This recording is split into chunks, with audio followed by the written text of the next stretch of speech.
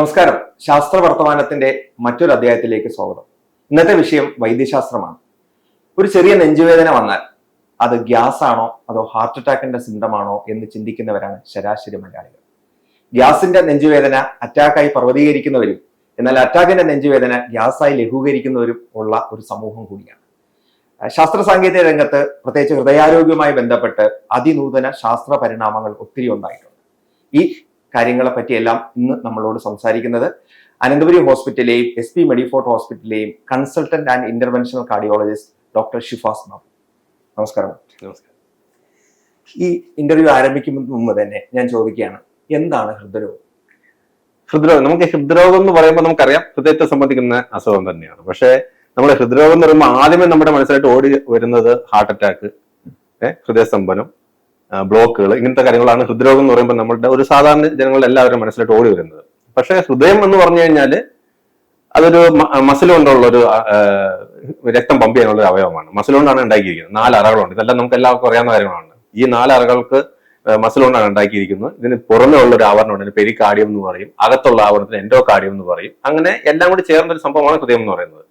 നമ്മൾ ഈ ഹൃദ്രോഗം എന്ന് പറയുമ്പോൾ ആദ്യം മനസ്സിലേക്ക് വരുന്ന ഹാർട്ട് അറ്റാക്ക് എന്ന് പറയുന്നത് ഈ ഹൃദയപേശികൾക്ക് രക്തം കൊടുക്കുന്ന രക്തക്കുഴലുകൾക്ക് വരുന്ന അടവുകളൊക്കെയാണ്. അപ്പൊ അതാണ് എല്ലാവരും ഹൃദ്രോഗം എന്ന് പറയുമ്പോൾ ആദ്യമേ നമ്മുടെ മനസ്സിലേക്ക് വരുന്ന ഒരു കാര്യം ഈ ഹാർട്ട് അറ്റാക്കും ഈ ബ്ലോക്കുകൾ, ഇങ്ങനത്തെ കാര്യങ്ങളാണ്.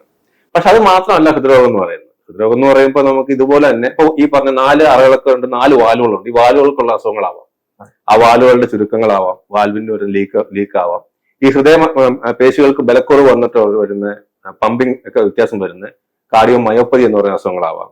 ഈ ആവരണങ്ങൾക്ക് വരുന്ന അസുഖങ്ങളുണ്ട്. പെരികാർഡൈറ്റിസ് എന്ന് പറയുന്ന അസുഖങ്ങൾ വരാം, അകത്ത് ഇൻഫെക്ഷൻ വരുന്ന എൻഡോകാർഡൈറ്റിസ് എന്ന് പറയുന്ന അസുഖങ്ങൾ വരാം. ഇങ്ങനെ എല്ലാം കൂടി ചേർന്ന ഒരു സംഭവമാണ്. അതുപോലെ ജന്മനാ ഉള്ള ഈ 4 അറകളും വ്യക്തമായിട്ട് ശരിക്കും ഉണ്ടായിട്ടില്ല. അതിലകത്ത് ഹോളുകളുണ്ട്, വാൽവുകൾ രൂപപ്പെട്ടിട്ടില്ല, അറകൾ രൂപപ്പെട്ടിട്ടില്ല. അങ്ങനെയുള്ള അസുഖങ്ങൾ, ജന്മനാ ഉള്ള വൈകല്യങ്ങൾ വരാം. ഇതെല്ലാം കൂടി ചേരുന്ന ഒരു കാര്യമാണ് ഹൃദ്രോഗം എന്ന് പറയുന്നത്. ഡോക്ടർ, ഈ പല ലേബലുകൾ നമ്മൾ കണ്ടിട്ടുണ്ട്. ഇന്റർവെൻഷണൽ കാർഡിയോളജിസ്റ്റ് ആക്ച്വലി എന്താണ്? ഇന്റർനാഷണൽ കാർഡിയോളജിസ്റ്റ് എന്ന് പറയുന്നത് ഇപ്പൊ കാർഡിയോളജി മാത്രമല്ല, എല്ലാ സ്പെഷ്യാലിറ്റിയിലും ഒരു ഇന്റർനാഷണൽ ഒരു ഇതുണ്ട്. ഇപ്പൊ ഇന്റർനാഷണൽ നെഫ്രോളജി, ഇന്റർനാഷണൽ പൾമോളജി, ഇന്റർനാഷണൽ എല്ലാം ഉണ്ട്. അത് നമ്മൾ ബേസിക്കലി പണ്ട് നമ്മൾ ഈ ശാസ്ത്രം എന്ന് പറഞ്ഞാൽ അങ്ങനെയാണല്ലോ, പുരോഗമിച്ച് വരുമല്ലോ. അപ്പൊ പണ്ടെല്ലാം നമുക്കിപ്പോ ഒരു മെഡിസിൻ മാത്രമേ ഉണ്ടായിരുന്നുള്ളൂ. അതിനുശേഷമാണ് അത് മെഡിസിനും സർജറി ആയി. പിന്നെ ഈ ഓരോയിൽ തന്നെ പല പല വിഭാഗങ്ങളുണ്ട്. ഇപ്പൊ മെഡിസിനിൽ വരുന്ന പല വിഭാഗത്തിൽപ്പെടുന്ന വിഭാഗമാണ് കാർഡിയോളജി, ഗ്യാസ്ട്രോൻട്രോളജി ഉണ്ട്, ന്യൂറോളജി ഉണ്ട്. കാർഡിയോളജി തന്നെ നമ്മൾ മെഡിസിൻ വെച്ച് മാത്രം ചികിത്സിക്കുന്ന ഒരു സംഭവം അല്ല ഇപ്പൊ, അല്ലെ? നമുക്ക് പണ്ടൊക്കെ നമുക്ക് ഹാർട്ട് അറ്റാക്കും കാര്യങ്ങളൊക്കെ വരുവാണെങ്കിൽ തന്നെ, അല്ലെങ്കിൽ വാലിന്റെ അസുഖങ്ങളൊക്കെ വരുവാണെങ്കിൽ തന്നെ നമുക്ക് മരുന്ന് കൊടുക്കുന്നു. അല്ലെങ്കിൽ പണ്ടെല്ലാം ഈ കൊറോണറി കെയർ യൂണിറ്റ് ICU പോലും ഉണ്ടായിരുന്നില്ല. അന്ന് നമ്മൾ വാർഡിലെല്ലാം കിടത്തി, അല്ലെങ്കിൽ ഇത് കിടത്തി ചെറിയ ICUസിലെല്ലാം കിടത്തി ചികിത്സിക്കും. പിന്നെയാണ് ഈ കൊറോണറി കെയർ യൂണിറ്റ് എന്നൊക്കെ പറഞ്ഞ ICU ഒക്കെ ഡെവലപ്പ് ചെയ്ത് വന്നു. അപ്പൊ കുറച്ചുകൂടെയും കൂടുതൽ നമുക്ക് മരുന്നുകളൊക്കെ വന്നു, നമുക്ക് കൂടുതൽ മോണിറ്റർ ചെയ്യാനുള്ള ഫെസിലിറ്റീസ് ഒക്കെ വന്നു. അതിനുശേഷമാണ് നമുക്ക് മനസ്സിലായത് ഹാർട്ട് അറ്റാക്ക് ഒക്കെ വരുമ്പോൾ ഈ ബ്ലോക്ക് വന്നിട്ടാണ്. പിന്നെ ആ ബ്ലോക്ക് മാറ്റാനായിട്ടുള്ള അസുഖങ്ങളെല്ലാം കണ്ടുപിടിച്ചു വന്നപ്പോൾ നമ്മൾ ആ ബ്ലോക്ക് മാറ്റുന്ന സമ്പ്രദായം, അതായത് ആൻജിയോഗ്രാം, ആൻജിയോപ്ലാസ്റ്റി, അതുപോലത്തെ കാര്യങ്ങൾ ചെയ്യുന്ന ഒരു ഡോക്ടർ, അത് അപ്പോഴാണ് ഇന്റർനാഷണൽ കാർഡിയോളജി, അതാണ് ഇന്റർനാഷണൽ കാർഡിയോളജി എന്ന് പറയുന്നത്. അപ്പൊ നമ്മൾ മരുന്ന് വെച്ച ചികിത്സ മാത്രമല്ല, ഇപ്പൊ ഒരു ഹാർട്ട് അറ്റാക്ക് ആവട്ടെ, വാലിന്റെ അസുഖങ്ങൾ അങ്ങനെ വരുമ്പോൾ സർജറി കൂടാതെ നമ്മൾ ഇന്റർവ്യൂ ചെയ്യുന്നു. ആ ഒരു കൺസെപ്റ്റിലുള്ള ഇതിനാണ് ഇന്റർനാഷണൽ കാർഡിയോളജി നമ്മൾ പറയുന്നത്. അപ്പൊ ബേസിക്കലി സിമ്പിൾ ആയി പറഞ്ഞാൽ നമ്മളത് ആൻജിയോഗ്രാമോ ആൻജിയോപ്ലാസ്റ്റി ചെയ്യുന്ന ഡോക്ടർ എന്ന് വിചാരിച്ചാൽ മതി. ഈ പൊതുസമൂഹത്തിന് അറിയാൻ ഏറ്റവും കൂടുതൽ താല്പര്യമുള്ള ഒരു വിഷയമായിരിക്കും. ഇപ്പൊ നമ്മള് ചെറിയൊരു നെഞ്ചുവേദന വന്നാൽ ചിലരത് അയ്യോ ഗ്യാസ് ആയിരിക്കും, സാരമില്ലാന്ന് വരും. ഒരുപക്ഷെ ഗ്യാസ് ആണെങ്കിൽ തന്നെ ചിലരത് അയ്യോ അറ്റാക്ക് ആയിരിക്കും എന്ന് പറഞ്ഞ് ഹോസ്പിറ്റലിലേക്ക് പോകും. അപ്പം ഇത് എങ്ങനെയാണ് തിരിച്ചറിയാൻ പറ്റുന്നത്? ഒരു നെഞ്ചുവേദന വന്നാൽ വിത്തൗട്ട് ഡോക്ടേഴ്സ് അഡ്വൈസ് നമുക്ക് അങ്ങനെ സെറ്റിൽ ചെയ്യാൻ എങ്ങനെയാണ് സാധിക്കുക? അതെ, അത് ഒരു എപ്പോഴും സ്ഥിരമായിട്ട് ചോദിക്കുന്ന ഒരു ക്വസ്റ്റ്യൻ ആണ്. നമുക്ക് എപ്പോഴും സംശയമുള്ള ക്വസ്റ്റ്യൻ ആണ്. അതുപോലെ തന്നെ ബുദ്ധിമുട്ടുള്ള കാര്യം കൂടിയാണ്. കാരണം നമുക്ക് ഇപ്പൊ മനുഷ്യ ശരീരത്തിലുള്ള ഒരു അസുഖത്തിന്റെ ഒരു ലക്ഷണം അത് പലർക്കും പലതരത്തിലാണ്. ഈ അസുഖത്തിന്റെ തന്നെ ലക്ഷണങ്ങൾ ചിലർക്ക് ടിപ്പിക്കൽ ആയിട്ടുള്ള സിംറ്റംസ് ആയിരിക്കും, ചിലർക്ക് അറ്റിപ്പിക്കൽ ആയിട്ടുള്ള സിംറ്റംസ് ആയിരിക്കും. ഇപ്പൊ അതുകൊണ്ട് തന്നെ ചിലൊരു രോഗികൾ വന്ന് പറയും. ഇപ്പൊ നമുക്ക് ഹാർട്ടിന്റെ കാര്യം തന്നെ പറയുകയാണെങ്കിൽ ഇപ്പൊ typical chest pain, anginal chest pain എന്ന് പറയുന്നത്, ടിപ്പിക്കൽ അഞ്ചന പെക്ടോറിസ് എന്ന് പറയും, അഞ്ചനൽ ചെസ്റ്റ് പെയിൻ എന്നാണ് പറയുക. ആ നെഞ്ചിന്റെ നടുഭാഗത്ത് ഭാരം പോലെ കഴപ്പ് പോലെ വരും. അതിന്റെ കൂടെ തന്നെ നമുക്ക് താടിയിലേക്കോ കൈയിലേക്കോ വ്യാപിക്കുന്ന തരത്തിലുള്ള പെയിൻ, അതിന്റെ കൂടെ സ്വെറ്റിങ് വരും. ഇങ്ങനെയുള്ള ആ ടിപ്പിക്കൽ സിംറ്റംസ് എല്ലാ ആൾക്കാർക്കും വരണമെന്നില്ല. ഈ ടിപ്പിക്കൽ സിംറ്റം നമ്മൾ പണ്ട്, അതായത് ഇപ്പൊ ഇത്രയും ഫെസിലിറ്റീസ് ഒക്കെ വന്ന് ഇത് നമുക്ക് ആൻജിയോഗ്രാമും ഈ ബ്ലഡ് ടെസ്റ്റും കാര്യങ്ങളും കണ്ടുപിടിക്കുന്ന മുമ്പ് ആദ്യമേ തന്നെ ഈ സിംറ്റംസ് ഇങ്ങനെയാണല്ലോ നമ്മുടെ പൂർവികരെ കണ്ടുപിടിച്ചിരിക്കുന്നത്. ആ സിംറ്റംസ് വന്നപ്പോൾ ഏറ്റവും കൂടുതൽ നമുക്ക് ഹാർട്ടിന് അറ്റാക്ക് ആണെന്ന് തോന്നുന്ന സിംറ്റംസ് ആണ് ഇത്. അപ്പൊ അതിനാണ് ഈ ഇടത്തെ കയ്യിലോട്ട് വരുന്നത് എന്നൊരു കാര്യമാണ്. പക്ഷെ എല്ലാ ആൾക്കാർക്കും തന്നെ ഇടത്തെ കയ്യിലോട്ട് വരണമെന്നല്ല. മനസ്സിലായി? ഇപ്പൊ തന്നെ നമ്മുടെ പുതിയ ടെക്സ്റ്റ് ബുക്കുകളൊക്കെ എടുത്ത് നോക്കാം. ഇപ്പൊ നമുക്ക് ഇപ്പൊ എന്ത് ബുദ്ധിമുട്ട് വന്നാലും ഹാർട്ട് അറ്റാക്ക് ആണോ ആയിട്ട് ബന്ധപ്പെട്ട കാര്യങ്ങളാണോ എന്ന് അറിയാനായിട്ട് നമുക്ക് ECG ഉണ്ട്, എക്കോ ഉണ്ട്, പല കാര്യങ്ങളും ഉണ്ട്. അപ്പൊ പലപ്പോഴും നമ്മൾ ഹാർട്ട് അറ്റാക്ക് ആയിട്ട് വരുന്ന രോഗികളുടെ സിംറ്റംസ് നോക്കുമ്പോൾ എല്ലാ ആൾക്കാർക്കും ഈ നെഞ്ചുവേദനയും ഇടത്തെ കയ്യിലോട്ടുള്ള വേദനയും സെറ്റിംഗ് ആവണമെന്നില്ല. ചിലർക്ക് വലത്തെ കയ്യിലോട്ടുള്ള വേദനയായിരിക്കാം, ചിലർക്ക് ബാക്കിലേക്കുള്ള വേദനയായിരിക്കും, ചിലപ്പോൾ ഈ കൈ മാത്രമായിരിക്കും വേദന വരുന്നത്. അതുകൊണ്ട് തന്നെ ഈ സിംറ്റംസ് നമ്മൾ ഓവർ എസ്റ്റിമേറ്റ് ചെയ്യാനും സാധ്യതയുണ്ട്, അണ്ടർ എസ്റ്റിമേറ്റ് ചെയ്യാൻ സാധ്യതയുണ്ട്. അപ്പൊ അതുപോലെ അതാണ് ഈ ഗ്യാസിന്റെ പ്രശ്നം പറയുന്നത്. ഗ്യാസിന്റെ പ്രശ്നം എന്ന് പറയുന്നത് പ്രത്യേകിച്ച് നമുക്കിപ്പോ ഒരു പ്രായമായ ആൾക്കാർ അല്ലെങ്കിൽ സ്ത്രീകൾക്ക്, ഇവർക്കൊക്കെ ഈ എറ്റിപ്പിക്കൽ സിംറ്റംസ് ഒരാൾ ചാൻസ് കൂടുതൽ. ടിപ്പിക്കൽ സിംറ്റംസ് ഒരാൾ ഡയബറ്റീസ് ഉള്ളവർക്ക്, ഇങ്ങനെയുള്ള ആളുകൾക്ക് നമുക്ക് ടിപ്പിക്കൽ സിംറ്റംസ് വരാനുള്ള ചാൻസ് കുറവാണ്. അവർക്ക് എപ്പോഴും കുറച്ച് എറ്റിപ്പിക്കൽ സിംറ്റംസ് ആയിരിക്കും. അത് പലപ്പോഴും ചിലപ്പോൾ എപ്പോഴും പെയിൻ ആണ്. നമുക്ക് പെയിൻ ആണെങ്കിലാണ് എപ്പോഴും നമ്മൾ ഏറ്റവും കൂടുതൽ മറ്റേ ഡോക്ടേഴ്സിന് നമ്മൾ അടുത്ത് പോകുന്നത്. പെയിൻ അല്ലാത്ത സിംറ്റംസ് വരുമ്പോഴാണ് എപ്പോഴും നമ്മൾ മിസ്സായി പോകുന്നത്. ചിലപ്പോൾ ആ സിംറ്റംസ് നമുക്ക് വരുന്നൊരു സിറ്റുവേഷൻ ചിലപ്പോൾ വേറെ എന്തെങ്കിലും, ചിലപ്പോൾ നമ്മൾ അതിൽ ബിസി ആയിട്ടിരിക്കുന്ന സിറ്റുവേഷൻ ആയിരിക്കും, വേറെ എവിടെയും പോകുന്ന സമയത്തായിരിക്കും, ചിലപ്പോൾ ബസ്സിൽ ഇരിക്കുമ്പോഴായി. അപ്പൊ നമുക്ക് ചിലപ്പോൾ ആ പെയിൻ ആയിട്ട് അല്ലാതെ തോന്നിയുകൊണ്ട് നമുക്ക് ചിലപ്പോൾ അത് നമ്മൾ എത്ര ഗവനിക്കണം. പെയിൻ അല്ലാത്ത സിംറ്റംസ് പെയിൻ അല്ലാത്ത സിംറ്റംസ് അതാണ് നമുക്ക്, അതാണ് ഈ ഗ്യാസ് പോലെ തോന്നുന്നത്. ഇൻഡേഷൻ ആയിട്ടായിരിക്കും തോന്നുന്നത്. ചിലപ്പോൾ ജസ്റ്റ് ഒരു സ്വെറ്റിംഗ് പോലെ ആയിരിക്കും, ചിലപ്പോൾ ഒരു ടയർഡ്നെസ് പോലെ ആയിരിക്കും, ചിലപ്പോൾ ഒരു അൺഈസിനെസ് ആയിരിക്കും.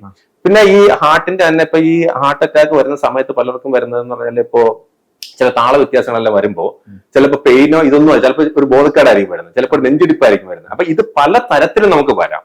എപ്പോഴും അൺയൂഷ്വൽ സിംറ്റംസ് വരുമ്പോൾ നമുക്ക് നോക്കുക എന്നുള്ളതാണ് എന്റെ ഏറ്റവും ഇമ്പോർട്ടന്റ് ആയിട്ടുള്ള കാര്യം. പിന്നെ പ്രത്യേകിച്ച് ഹാർട്ടിന്റെ അടിയിലത്തെ ഭിത്തിയിലേക്ക് വരുന്ന ഹാർട്ട് അറ്റാക്ക്, ഇൻഫീരിയർ വാളമ്മ എന്ന് പറയുന്നത് അടിയിലത്തെ ഭിത്തിയിലേക്ക് വരുന്ന ഹാർട്ട് അറ്റാക്ക് രോഗികൾക്കാണ് കൂടുതൽ നമുക്ക് ഇതുപോലെ ഈ പറഞ്ഞ പോലെ ഒരു ഗ്യാസ് പോലത്തെ സിംറ്റംസും വൊമിറ്റിംഗ് അങ്ങനെയൊക്കെ വരുന്നത്. പലപ്പോഴും നമുക്ക് മിസ്സായി പോകാറുണ്ട് ഈ പറഞ്ഞ പോലെ.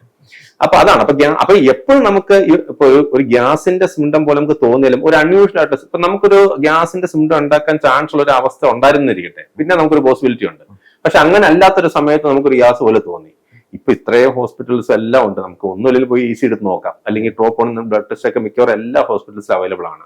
അപ്പൊ അതുകൊണ്ട് നമുക്ക് അത് പോയി ചെക്ക് ചെയ്യാന്നുള്ള ഓപ്ഷനേ ഉള്ളൂ.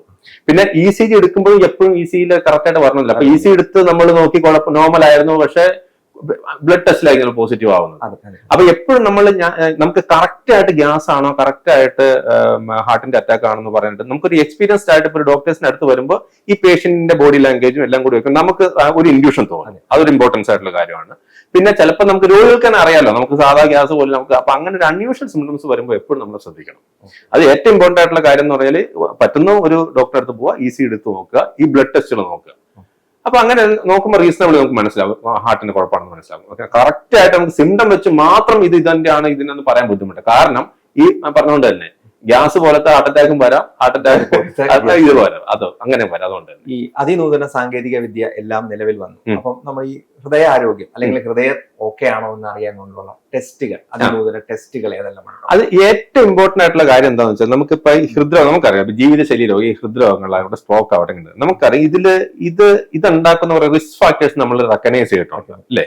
പണ്ട് മുതലേ നമ്മുടെ ഇതിൽ നിന്ന് നമുക്ക് നമ്മുടെ പഠനങ്ങളൊക്കെ വെച്ചിട്ട് എന്തൊക്കെ തരത്തിലുള്ള കുഴപ്പങ്ങളുള്ള ആൾക്കാർക്കാണ് ഇതുപോലത്തെ അസുഖങ്ങൾ വരുന്നത് എന്ന് നമുക്ക്, അതായത് ഇതൊന്നും ഒരു 100% ഇതുണ്ടെങ്കിൽ വരും ഇല്ലെങ്കിൽ ഇല്ല അങ്ങനെയല്ല. ഇങ്ങനെയുള്ള അസുഖം വരുന്നവർക്കാണ് കൂടുതലും ഹൃദയരോഗ സാധ്യത ഈ സ്ട്രോക്കിനുള്ള ചാൻസ് കൂടുതൽ കണ്ടുപിടിച്ചിട്ടുണ്ട്. അതിൽ ഏറ്റവും പ്രധാനപ്പെട്ട കാര്യം നമുക്കറിയാം നമുക്ക് ഡയബറ്റീസ് ഉണ്ട്, പ്രഷർ ഉണ്ട്, ഹൈപ്പർ ടെൻഷൻ ഉണ്ട്, കൊളസ്ട്രോൾ കൂടിയ ആൾക്കാർക്ക് വരാന്നുള്ളത്, സ്മോക്കിംഗ് ഉണ്ട്, പിന്നെ ഫാമിലി ഹിസ്റ്ററി എന്നൊരു സംഭവമുണ്ട്. ഇതൊക്കെയാണ് നമുക്ക് ഏറ്റവും പ്രധാനപ്പെട്ടതായിട്ട് നമുക്ക് ഹാർട്ട് അറ്റാക്കിലേക്ക് നയിക്കുന്ന കുറച്ച് റിസ്ക് ഫാക്ടേഴ്സ്. അപ്പൊ നമ്മുടെ ഏറ്റവും ഇമ്പോർട്ടന്റ് ഉള്ള ആസ്പെക്ട് എന്താണെന്ന് വെച്ചാൽ നമുക്ക് റിസ്ക് ഫാക്ടേഴ്സ് റെക്കഗ്നൈസ് ചെയ്യാന്നുള്ളതാണ് ആദ്യം തന്നെ. പണ്ടല്ല ഇത് ഈ 50-60 വയസ്സൊക്കെ ഉള്ളപ്പോഴേക്കായിരുന്നു വരുള്ളൂ, മനസ്സിലായി. പക്ഷെ ഇപ്പൊ നമ്മളുടെ ജീവിത രീതി, നമ്മുടെ ജീവിതശൈലി എല്ലാം മാറിയോണ്ട് ഈ പറഞ്ഞ റിസ്ക് ഫാക്ടേഴ്സ് നമുക്ക് നേരത്തെ വരുന്നു. പണ്ട് ഈ പറഞ്ഞ റിസ്ക് ഫാക്ടേഴ്സ് വരുന്ന കുറച്ച് വൈകിയായിരുന്നു, അതൊരു കാര്യം. രണ്ടാമത് നമ്മളിത് ഇപ്പൊ ഇത്രയും സൗകര്യങ്ങളൊക്കെ ഉള്ളതുകൊണ്ട് എല്ലാവരും നേരത്തെ കണ്ടുപിടിക്കുന്നുണ്ട്, ഒരു അവയർനെസ് വന്നിട്ടുണ്ട്. പലപ്പോഴും പ്രത്യേകിച്ച് ഒരു സെലിബ്രിറ്റീസ് ഒക്കെ ഇച്ചിരി യങ് ഏജിലൊക്കെ മരിക്കുമ്പോൾ, അങ്ങനെ നമ്മുടെ ഫ്രണ്ട്സ് നമുക്ക് യങ് ഏജിലൊക്കെ ഒരു ഹൃദയസമരം വന്നൊക്കെ മരണപ്പെട്ടു എന്നുള്ള ന്യൂസിൽ നമ്മൾ കേൾക്കുമ്പോൾ എല്ലാവർക്കും ഒരു അവയർനെസ് വന്നിട്ടുണ്ട്. അതുകൊണ്ട് എല്ലാവരും ചെക്ക് ചെയ്യുന്നുണ്ട്. പക്ഷെ ചെക്ക് ചെയ്താലും നമ്മൾ എത്രമാത്രം അത് കാര്യമായിട്ട് എടുത്ത് മുമ്പോട്ട് അതിന് പോകുന്നു എന്നുള്ളതാണ് ഇമ്പോർട്ടൻസ്. അപ്പൊ ഈ റിസ്ക് ഫാക്ടേഴ്സ് കണ്ടുപിടിക്കുക എന്നുള്ളതിന്റെ ഏറ്റവും ആദ്യത്തെ കാര്യം. ഈ റിസ്ക് ഫാക്ടേഴ്സ് കണ്ടുപിടിച്ചാൽ നമുക്ക് അങ്ങനെ ഒരു അപ്പൊ നമുക്ക് ഇപ്പോഴെല്ലാം നമുക്ക് അസുഖം വരാനുള്ള ഇപ്പൊ ആർട്ടിഫിഷ്യൽ ഇന്റലിജൻസിന്റെ സമയമാണ് ഇപ്പൊ അല്ലേ, നമുക്ക് ഈ നിർമ്മിത ബുദ്ധി. അപ്പൊ നമുക്ക് ഇങ്ങനത്തെ ഈ റിസ്ക് ഫാക്ടേഴ്സ് എല്ലാം ഉള്ളപ്പോൾ നമുക്ക് ഭാവിയിൽ നമുക്കൊരു ഹാർട്ട് അറ്റാക്ക് ആവട്ടെ, സ്ട്രോക്ക് ആയിട്ട് വരാനുള്ള ചാൻസ് എത്രയാണെന്ന് നമുക്ക് ഒരു റീസണബിളി നമുക്കൊന്ന് പ്രിഡിക്റ്റ് ചെയ്യാൻ പറ്റും. അപ്പൊ അങ്ങനെ നമുക്ക് റിസ്ക് ഉള്ള ആൾക്കാരാകുമ്പോൾ നമുക്ക് ഈ പറഞ്ഞുള്ള ചെക്കപ്പുകൾ നോക്കാം. യൂഷ്വലി നമ്മൾ നോക്കുന്ന ചെക്കപ്പുകൾ ECG ഉണ്ട്, എക്കോ ഉണ്ട്, TMT ടെസ്റ്റ് ഉണ്ട്, അങ്ങനത്തെ ടെസ്റ്റുകളുണ്ട്. അങ്ങനത്തെ ടെസ്റ്റാണ് നോക്കുന്നത്. പിന്നെ ഇപ്പൊ റീസെന്റ് ഇപ്പൊ നമുക്ക് ഈ കാൽഷ്യം സ്കോറിംഗ് ഒക്കെ പറഞ്ഞ CT സ്കാനൊക്കെ നമുക്ക് എടുത്തു നോക്കാം. പക്ഷെ അതിനൊക്കെ അങ്ങനെ അത് ജനറലൈസ് എല്ലാവരും പോയി എടുക്കണം എന്നുള്ളതല്ല. ഇതിനൊക്കെ സ്പെസിഫിക് ആയിട്ട് നമുക്ക് ഗൈഡ് ലൈൻസ് ഉണ്ട്. ഏതൊക്കെ തരത്തിലുള്ള പേഷ്യൻസിന് നമുക്ക് ഇതിന് വിടണം എന്നൊക്കെ ഗൈഡ് ലൈൻസ് ഉണ്ട്. അതുകൊണ്ട് എപ്പോഴും നമുക്ക് ഡോക്ടറിന്റെ ഇത് നിർദ്ദേശം അനുസരിച്ച് നമ്മൾ ചെയ്യാം. ഈ പാരമ്പര്യത്തെ പറ്റി ഡോക്ടർ പറഞ്ഞു, ഫാമിലി ഹിസ്റ്ററി. അതെ, ഇപ്പൊ ഫാമിലി ഹിസ്റ്ററി ഉള്ള ഒരു കുടുംബമാണ്, പക്ഷെ ആ വ്യക്തി ഒരു ഡിസിപ്ലിൻഡ് ലൈഫ് സ്റ്റൈല് പാലിക്കുകയാണ്, പുള്ളി വൾണറബിൾ ആണോ? അതെ, ഇപ്പൊ ഈ ഫാമിലി ഹിസ്റ്ററി എന്ന് പറയുമ്പോൾ നമുക്ക് ഹാർട്ട് അറ്റാക്കിന് ഫാമിലി ഹിസ്റ്ററി ഇമ്പോർട്ടന്റ് ആണ്. എന്ന് പറഞ്ഞ പോലെ തന്നെ വേറെ പല അസുഖങ്ങൾക്കും ഫാമിലി ഹിസ്റ്ററി ഉണ്ട്. ഇപ്പൊ പോലെ ഹൈപ്പർ ടെൻഷൻ ആവട്ടെ, ഡയബറ്റീസ് ആവട്ടെ, അതുപോലെ കാർഡിയോമയോപ്പതി, ഹൈപ്പർട്രോഫിക് കാർഡിയോമയോപ്പതി എന്നൊക്കെ പറഞ്ഞ കാര്യങ്ങൾക്കൊക്കെ നമുക്ക് ഫാമിലിയിലുണ്ടെങ്കിൽ നമുക്ക് ഒരാളെ ചാൻസ് കൂടുതലാണ്. അപ്പൊ അങ്ങനെയുള്ളപ്പോൾ നമുക്ക് സ്ക്രീനിങ് കുറച്ചുകൂടെ നേരത്തെ യങ്ങർ ഏജിൽ നമ്മൾ സ്ക്രീനിങ് സ്റ്റാർട്ട് ചെയ്യും. പിന്നെ ഈ ഹാർട്ട് അറ്റാക്ക് സംബന്ധിച്ച് നമ്മൾ ഫാമിലി ഹിസ്റ്ററി എന്ന് പറയുന്ന ഒരു കാര്യത്തിന് അത് എപ്പോഴാണെന്ന് വെച്ച് കഴിഞ്ഞാൽ ഏറ്റവും അടുത്ത ബന്ധുക്കൾ, ഇപ്പൊ അച്ഛൻ, അമ്മ, സഹോദരന്മാർ, അങ്ങനെ ഫസ്റ്റ് ഡിഗ്രി റിലേറ്റീവ്സിന് ഒരു 55 വയസ്സിൽ താഴെയുള്ള ഒരു മെയില് അല്ലെങ്കിൽ 60 ഇയേഴ്സിൽ താഴെയുള്ള ഒരു ഫീമെയില്, അങ്ങനെയുള്ള ഒരു അടുത്ത റിലേറ്റീവിന് നമുക്ക് ഒരു ഹാർട്ട് അറ്റാക്ക് ഉണ്ടെങ്കിൽ നമുക്കൊരു റിസ്ക് ആണ്. അതാണ് നമ്മൾ റിസ്ക് എന്ന് പറയുന്നത്. ഇപ്പൊ 70 വയസ്സ് 80 വയസ്സിലുള്ള നമുക്കൊരു വീട്ടിൽ നമ്മുടെ അച്ഛനോ അല്ലെങ്കിൽ നമുക്ക് അങ്ങനെ ആർക്കെങ്കിലും ബുദ്ധിമുട്ടുണ്ടെങ്കിൽ നമുക്ക് അത് റിസ്ക് എന്ന് പറയാം. അത് ഓൾറെഡി നമുക്ക് ഏജ്ഡ് ആയതുകൊണ്ട് വന്നതാണെന്ന് പറയാൻ പറ്റുള്ളൂ. പക്ഷെ യങ്ങർ ഇതിൽ നമുക്ക് ഒരു ചെറുപ്രായത്തിൽ തന്നെ ഹാർട്ട് അറ്റാക്കോ അല്ലെങ്കിൽ അകാലത്തിൽ മരണമോ വന്നിട്ടുണ്ടെങ്കിൽ നമുക്കത് റിസ്ക് ഫാക്ടറാണ്. അപ്പൊ അങ്ങനെയുള്ളപ്പോൾ നമ്മൾ പറഞ്ഞത് നമുക്ക് ഈ ഫാമിലി ഹിസ്റ്ററി എന്ന് പറയുമ്പോൾ നമ്മൾ യൂഷ്വലി അതൊരു നോൺ മോഡിഫൈബിൾ റിസ്ക് ഫാക്ടർ എന്ന് പറയും. നമുക്കത് മാറ്റാൻ പറ്റത്തില്ല. അപ്പൊ നമുക്ക് അങ്ങനെ ഉള്ളപ്പോ അതിന്റെ കൂടെ നമ്മൾ ബാക്കിയുള്ള കാര്യങ്ങൾ വരുമ്പോഴാണ് കൂടുതൽ ഇമ്പോർട്ടൻസ്. മനസ്സിലായി? ഇപ്പൊ ഫാമിലി ഹിസ്റ്ററി ഉള്ള ഒരാൾ ഭയങ്കരമായിട്ട് സ്മോക്ക് ചെയ്യുന്നു, ഫാമിലി ഹിസ്റ്ററി ഉള്ള ആൾക്ക് ഡയബറ്റീസ് ഉണ്ട്, പക്ഷെ നമ്മൾ കെയർ ചെയ്യുന്നില്ല. ഫാമിലി ഹിസ്റ്ററി ഉള്ള ആൾക്ക് ഈ പറഞ്ഞ ഫാമിലി ഹിസ്റ്ററിന് വേറെ ഇമ്പോർട്ടന്റ് കാര്യമാണ് ഈ കൊളസ്ട്രോൾ ഉള്ളത്. പലർക്കും ഫെമിനിയൽ ഹൈപ്പർലിപ്പിഡീമിയ എന്നൊരു കണ്ടീഷനാണ്. എല്ലാ ആൾക്കാർക്കും കൊളസ്ട്രോൾ ഭയങ്കര 400, 500, 600 ഒക്കെ ആയിരിക്കും ഇരിക്കുന്നത്. അപ്പൊ അങ്ങനെയൊക്കെ അപ്പൊ നമുക്ക് ഇങ്ങനെ ഒരു ഫാമിലി ഹിസ്റ്ററി ഇങ്ങനെ ഒരു ഉണ്ടെങ്കിൽ നമ്മൾ കൂടുതൽ കുറച്ചുകൂടെ കെയർഫുൾ ആയിട്ട് നേരത്തെ തന്നെ സ്ക്രീൻ ചെയ്ത് ഇങ്ങനെ ഡയബറ്റീസ് ഉണ്ടോ, പ്രഷർ ഉണ്ടോ, നമുക്ക് സ്മോക്ക് ചെയ്യുന്ന ആളെ നിർത്തുക, പെട്ടെന്ന് തന്നെ നമ്മുടെ ജീവിതശൈലിയിൽ മാറ്റങ്ങൾ വരുത്തുക. അങ്ങനെ മാറ്റങ്ങൾ വരുത്തി മോണിറ്റർ ചെയ്തുകൊണ്ടിരിക്കുമ്പോൾ നമുക്ക് മറ്റേ ഈ പാരമ്പര്യമായിട്ടുള്ള കാര്യത്തിൽ നമുക്ക് മാറ്റാൻ പറ്റത്തില്ലല്ലോ. അപ്പൊ നമുക്ക് ഇത് ഡെഫിനറ്റ്ലി നമുക്കത് കുറയ്ക്കാൻ പറ്റും. നമുക്ക് ഈ പഠനങ്ങളിൽ തന്നെ ഈ പറഞ്ഞ ഷുഗർ, പ്രഷർ അതുപോലത്തെ കാര്യങ്ങൾ ഇതുപോലെ ഹാർട്ട് അറ്റാക്കിലേക്കും സ്ട്രോക്കിലേക്കും നയിക്കുന്നു എന്ന് പഠനങ്ങൾ പറഞ്ഞ പോലെ തന്നെ നമ്മൾ തെളിയിച്ചിട്ടുണ്ട്. ഈ കാര്യങ്ങൾ ഇന്റർവ്യൂ ചെയ്ത് കഴിഞ്ഞാൽ ഈ ഹാർട്ട് അറ്റാക്കിന്റെ റിസ്ക് വളരെ കുറയ്ക്കാമെന്നുള്ള നമ്മൾ തെളിയിച്ചിട്ടുണ്ട് പഠനങ്ങളിൽ. സോ ഡെഫിനറ്റ്ലി നമുക്ക് അതുകൊണ്ട് ഒരു കുഴപ്പമില്ല. ഈ ടെസ്റ്റുകളെ പറ്റിയല്ല ഡോക്ടർ പറഞ്ഞു. ഈ ടെസ്റ്റുകളിൽ ഫോൾസ് നെഗറ്റീവും ഫോൾസ് പോസിറ്റീവും ഉണ്ടാവാറ്, അതെന്തുകൊണ്ടാണ്? അതുണ്ട്. ഇപ്പൊ നമുക്ക് ഒരു ടെസ്റ്റ് നമുക്ക് 100% സെൻസിറ്റീവ് സ്പെസിഫിക് എന്ന് പറയാൻ പറ്റത്തില്ല. എല്ലാത്തിനും നമുക്ക് ഒരു ഇതുണ്ട്. ഇപ്പൊ ഫോൾസ് പോസിറ്റീവ് എന്ന് പറഞ്ഞു കഴിഞ്ഞാൽ ഇപ്പൊ അസുഖം ഇല്ല, പക്ഷെ ടെസ്റ്റ് പോസിറ്റീവ് ആയിട്ട് വന്നു, ഫോൾസ് പോസിറ്റീവ് അല്ലേ. ഇപ്പൊ ഫോൾസ് നെഗറ്റീവ് എന്ന് പറയുമ്പോൾ അസുഖം ഉണ്ട്, പക്ഷെ നമ്മൾ എപ്പോഴും ഉദാഹരണത്തിന് പറയാം, ഇപ്പൊ നമ്മൾ ഒരു ആണിന്റെ മൂത്രം എടുത്തിട്ട് യൂറിൻ പ്രഗ്നൻസി ടെസ്റ്റ് നോക്കുന്നു, അത് പോസിറ്റീവ് ആയെന്ന് വിചാരിച്ചു കഴിഞ്ഞാൽ നമുക്ക് പ്രഗ്നന്റ് പറയാൻ പറ്റുമോ? പറയാൻ പറ്റത്തില്ല. പക്ഷെ അതിൽ നമുക്കൊരു ഇൻഡിക്കേഷൻ, ഇപ്പോൾ ഉദാഹരണത്തിന് ഈ പ്രഗ്നൻസി ടെസ്റ്റിൽ നോക്കുന്നത് ചില പ്രത്യേക തരത്തിലുള്ള ഹോർമോൺ HCG എന്നൊരു സാധനമാണ് നോക്കുന്നത്. ചില ടെസ്റ്റിക്കുലർ ട്യൂമേഴ്സ് അങ്ങനത്തെ കാര്യങ്ങളിൽ ഇത് ഉണ്ടാക്കുന്ന ഇതുണ്ട്. അപ്പൊ അങ്ങനെയുള്ള ആൾക്കാർ പോസിറ്റീവ് ആവാം. അപ്പൊ നമുക്ക് ആ ഇൻഡിക്കേഷൻ വെച്ചിട്ടാണ് ചെയ്യുന്നതെങ്കിൽ നമുക്കത് മനസ്സിലാക്കാം. അതാണ്. അപ്പൊ നമുക്ക് ഇത് ഈ ഫോൾസ് പോസിറ്റീവ്, ഫോൾസ് നെഗറ്റീവ് എന്നുള്ള എല്ലാ ടെസ്റ്റുകൾക്കും ഉള്ളതാണ്. അപ്പൊ അതിൽ നമ്മൾ എങ്ങനെയാണ് ട്രൂ പോസിറ്റീവ് അല്ലെങ്കിൽ ട്രൂ നെഗറ്റീവ് ആക്കുന്നത് നമ്മുടെ സെലക്ഷൻ പോലെ ഇരിക്കും.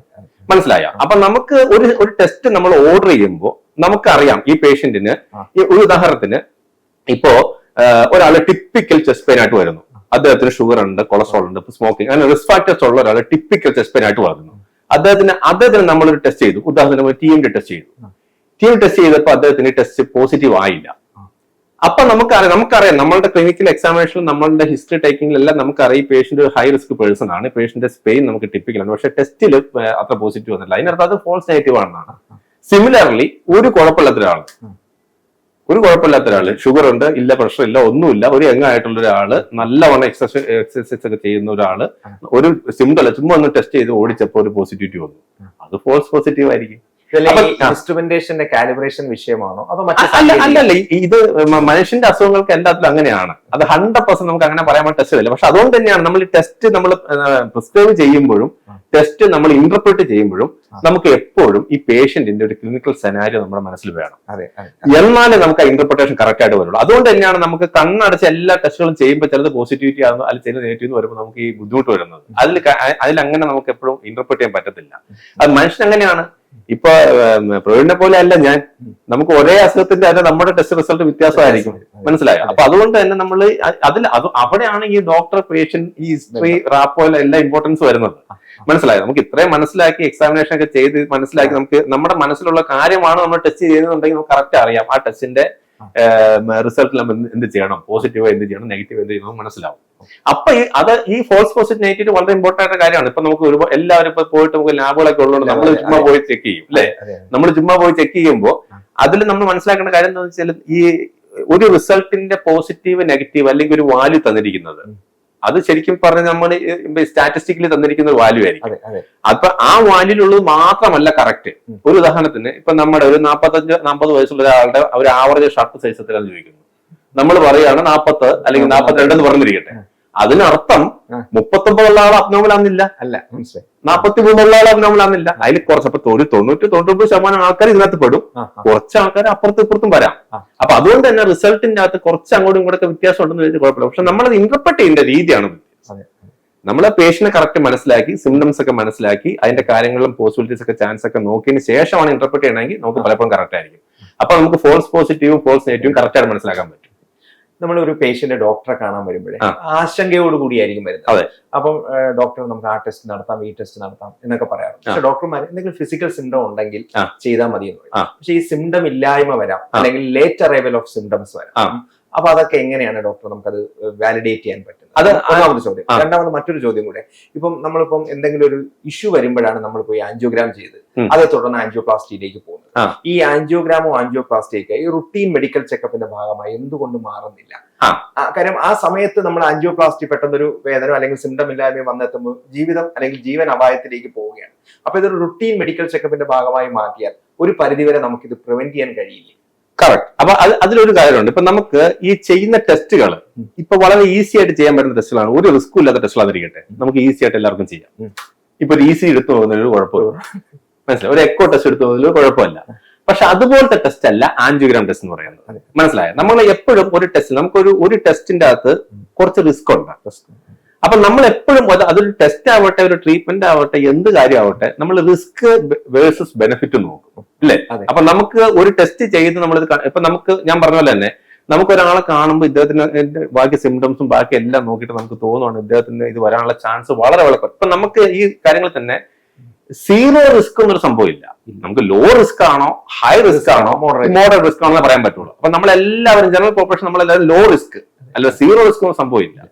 അപ്പൊ നമ്മൾ അങ്ങനെയുള്ള ഒരാൾക്ക് ഒരു റിസ്ക് ഉള്ള ഒരു പ്രൊസീജിയർ ചെയ്തിട്ട് കുഴപ്പമുണ്ടോ നോക്കുന്ന കാര്യം വെച്ചാൽ അതല്ലാതെ തന്നെ അത് ഇല്ലാന്ന് കണ്ടുപിടിക്കാനുള്ള കാര്യങ്ങൾ നമുക്ക് ഉള്ളപ്പോൾ നമ്മൾ ഈ നോൺ ഇൻവേസീവ് ആയിട്ട് ടെസ്റ്റുകൾ നോക്കും. മനസ്സിലായി? അതുകൊണ്ടാണ് നമുക്ക് ചെയ്യാൻ പറ്റാത്തത്. പിന്നെ അങ്ങനെയുള്ളപ്പോൾ അവിടെയാണ് ഞാൻ പറഞ്ഞത് നമ്മൾ കേസ് സെലക്ഷൻ ഇമ്പോർട്ടന്റ് ആണെന്ന്. ഇപ്പൊ ഒരു ഉദാഹരണത്തിന് നമുക്കൊരു ഫാമിലി ഹിസ്റ്ററി ഉള്ള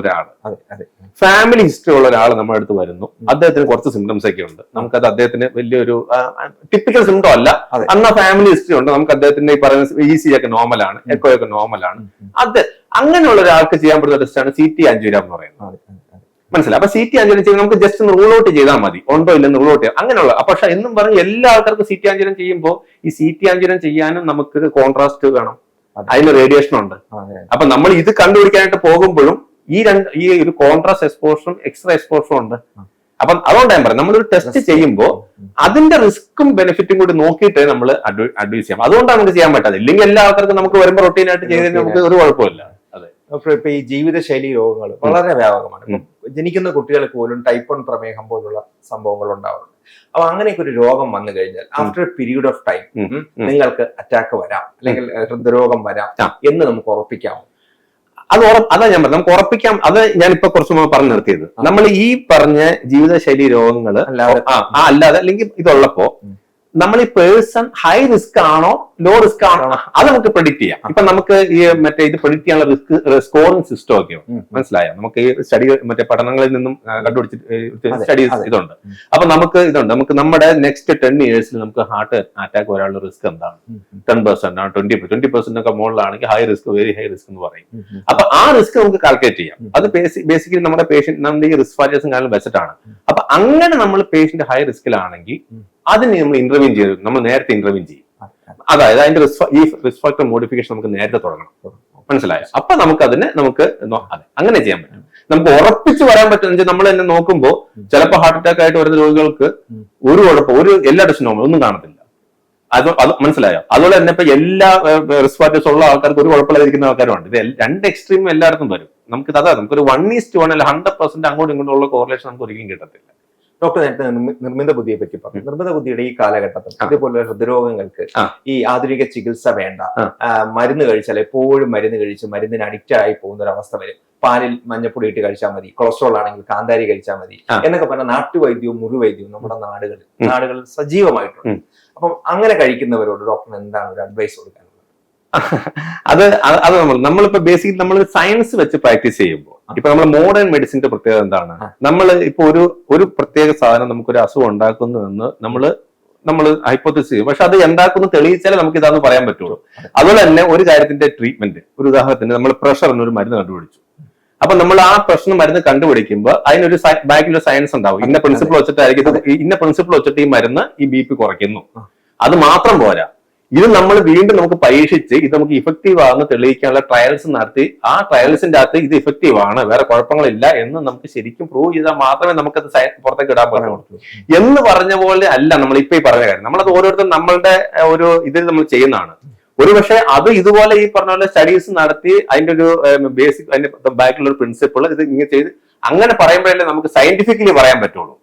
അല്ലാതെ പറയുന്നല്ല എന്റെ ഒപ്പീനിയൻ അല്ലെങ്കിൽ താങ്കളുടെ ഒപ്പീനിയൻ അങ്ങനെ പറയാൻ പറ്റും. നമുക്ക് അങ്ങനെ പറയുമ്പോൾ നമുക്ക് ഒരു ജനറൽ പോപ്പുലേഷൻ അങ്ങനെ നമുക്ക് പറഞ്ഞു കൊടുക്കാൻ പറ്റത്തില്ല. ഇപ്പൊ നമുക്കിപ്പോ കാർഡിയോളജിയിലുള്ള ട്രീറ്റ്മെന്റ് അവിടെ മോഡേൺ മെഡിസിനിലുള്ള എല്ലാ ട്രീറ്റ്മെന്റും എന്ന് പറഞ്ഞാൽ അതിനൊരു സയൻസ് ബേസ് ഉണ്ട്. അതിനുശേഷം നമ്മൾ ഈ ട്രയൽസിലെല്ലാം ഇംപ്ലിമെന്റ് ചെയ്ത് എവിഡൻസ് ബേസും ഉണ്ട്. സയൻസ് ബേസ് മാത്രമല്ല, അത് ട്രയൽസ് ആ ഒരു സയൻസിനെ നമ്മൾ ശരിക്കും പരീക്ഷണം ഇത് പഠനം നടത്തിയിട്ട് ഇത് എഫക്റ്റീവ് ആണ്, ഇതിന് കുഴപ്പമില്ല, അല്ലെങ്കിൽ ഇന്ന മാത്രം കുഴപ്പങ്ങളാണ് വരുന്നതെന്ന് നമ്മൾ തെളിയിച്ചതിന് ശേഷം ആണ് ഒരു സാധനം മരുന്നാവട്ടെ എന്ത് ചികിത്സയാവട്ടെ അത് പുറത്തേക്ക് വരുന്നത്. അങ്ങനെയാണ്. അപ്പൊ അങ്ങനെ വരുമ്പോ ഈ പറഞ്ഞ കാര്യങ്ങൾ നമുക്ക് ഇപ്പൊ ദോഷമില്ലാത്ത കാര്യങ്ങൾ ചെയ്തോളാൻ പറയാന്നുള്ളതല്ല, നമുക്കത് ഓരോരുത്തരുടെ വിശ്വാസമല്ല. നമുക്ക് നമ്മളെങ്ങനെ പറയരുത്, വേണ്ടത് എങ്ങനെ പറയാൻ പറ്റും? കാരണം അതെനിക്ക് അറിഞ്ഞുകൂടാ.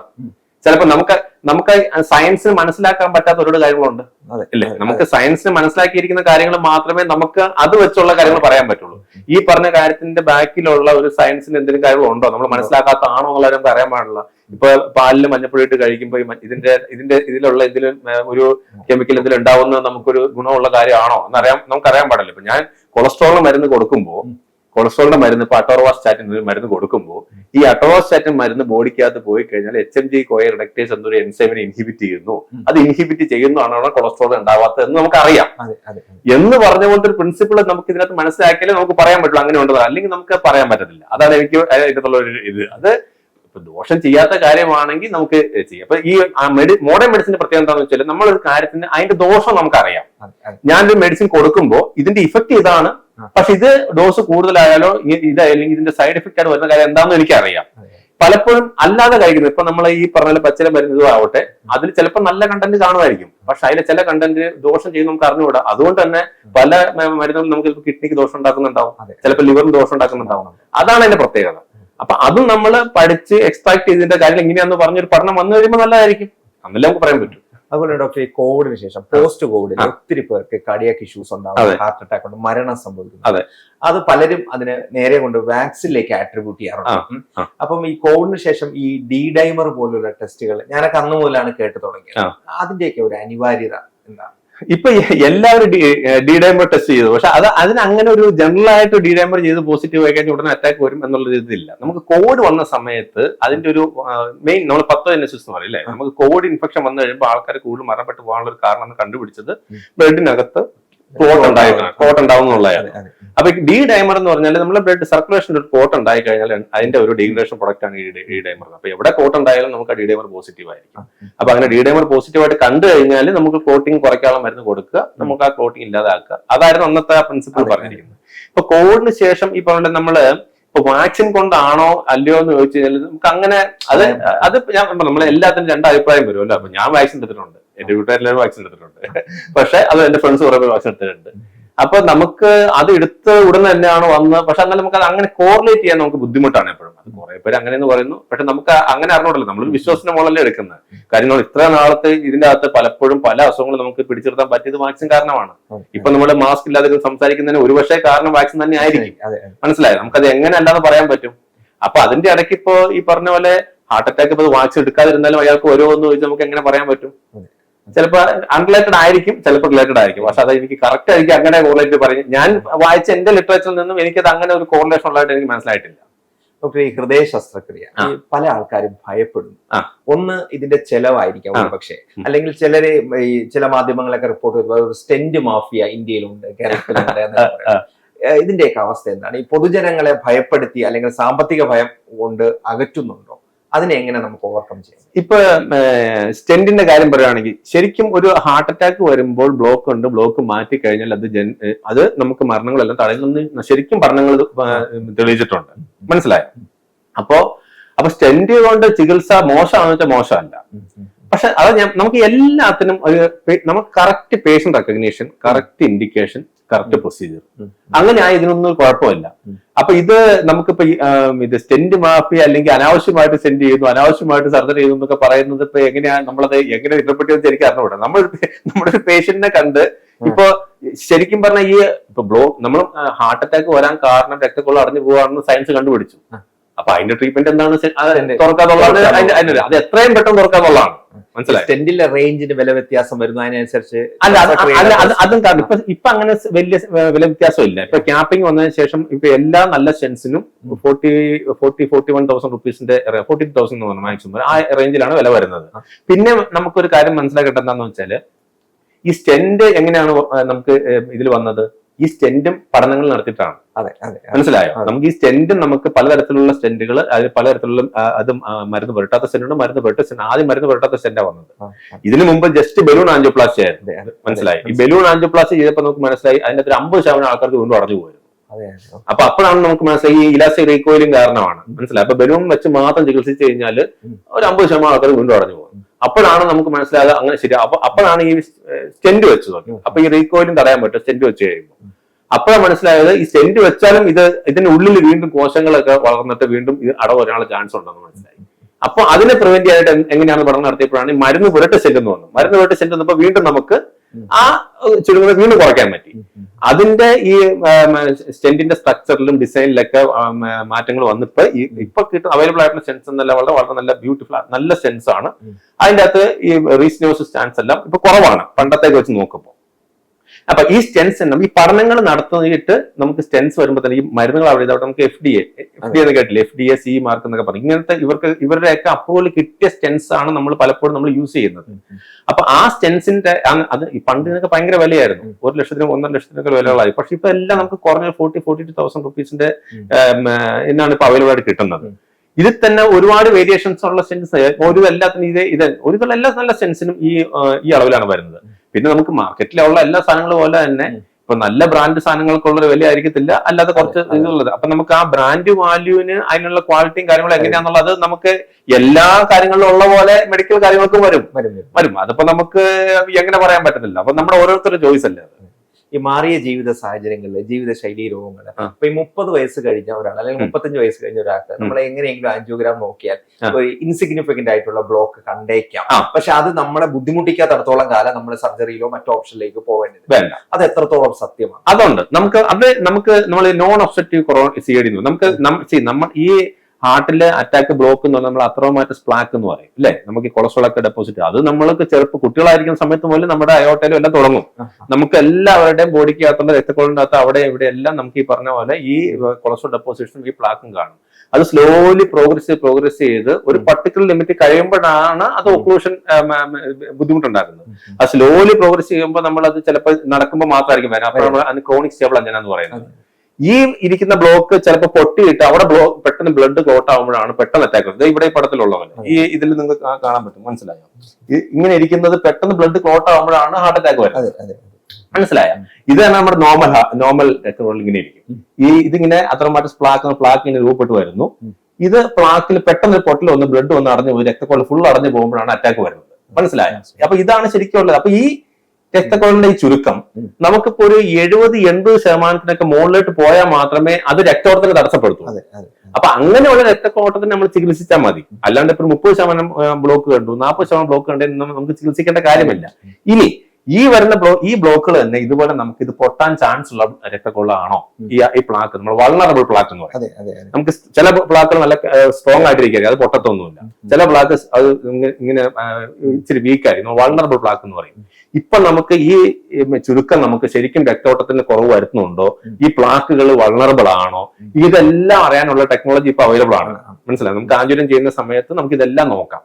ഒരു ബ്ലോക്ക് നമുക്ക് സംശയം തോന്നി, ഇപ്പൊ എനിക്ക് 60% തോന്നി, താങ്കൾക്ക് 80% തോന്നി, ശരിക്കും നമുക്കത് ആൻജിയോപ്ലാസ്റ്റി ചെയ്യേണ്ട കാര്യമുണ്ടോ എന്ന് നോക്കാനായിട്ട് ഇപ്പോൾ അതിനുള്ള ഫെസിലിറ്റീസ് ടെക്നോളജി നമുക്കുണ്ട്. നമ്മൾ അതൊക്കെ നോക്കിയിട്ടാണ് നമ്മൾ ഇപ്പൊ ആൻജിയോപ്ലാസ്റ്റി ചെയ്യുന്നത്. ശരിക്കും സിഗ്നിഫിക്കന്റ് ആണെങ്കിൽ നമ്മൾ അത് ആൻജിയോപ്ലാസ്റ്റി ചെയ്ത് സ്റ്റെന്റ് വെക്കേണ്ട കാര്യമുള്ളൂ. മനസ്സിലായി? ഈ ആൻജിയോഗ്രാം, ആൻജിയോപ്ലാസ്റ്റി, നമ്മൾ ബൈപ്പാസ്, ഓപ്പൺ ഹാർട്ട് സർജറി, ഇങ്ങനെ സർജറികൾ ഇതുണ്ട്. ഇതിനെങ്ങനെയാണ് നമുക്കൊന്ന് ഡിഫറൻഷിയേറ്റ്, അതിന്റെ അനിവാര്യത എന്താണ്? ആൻജിയോഗ്രാം എന്ന് പറയുന്നത് ടെസ്റ്റാണ്.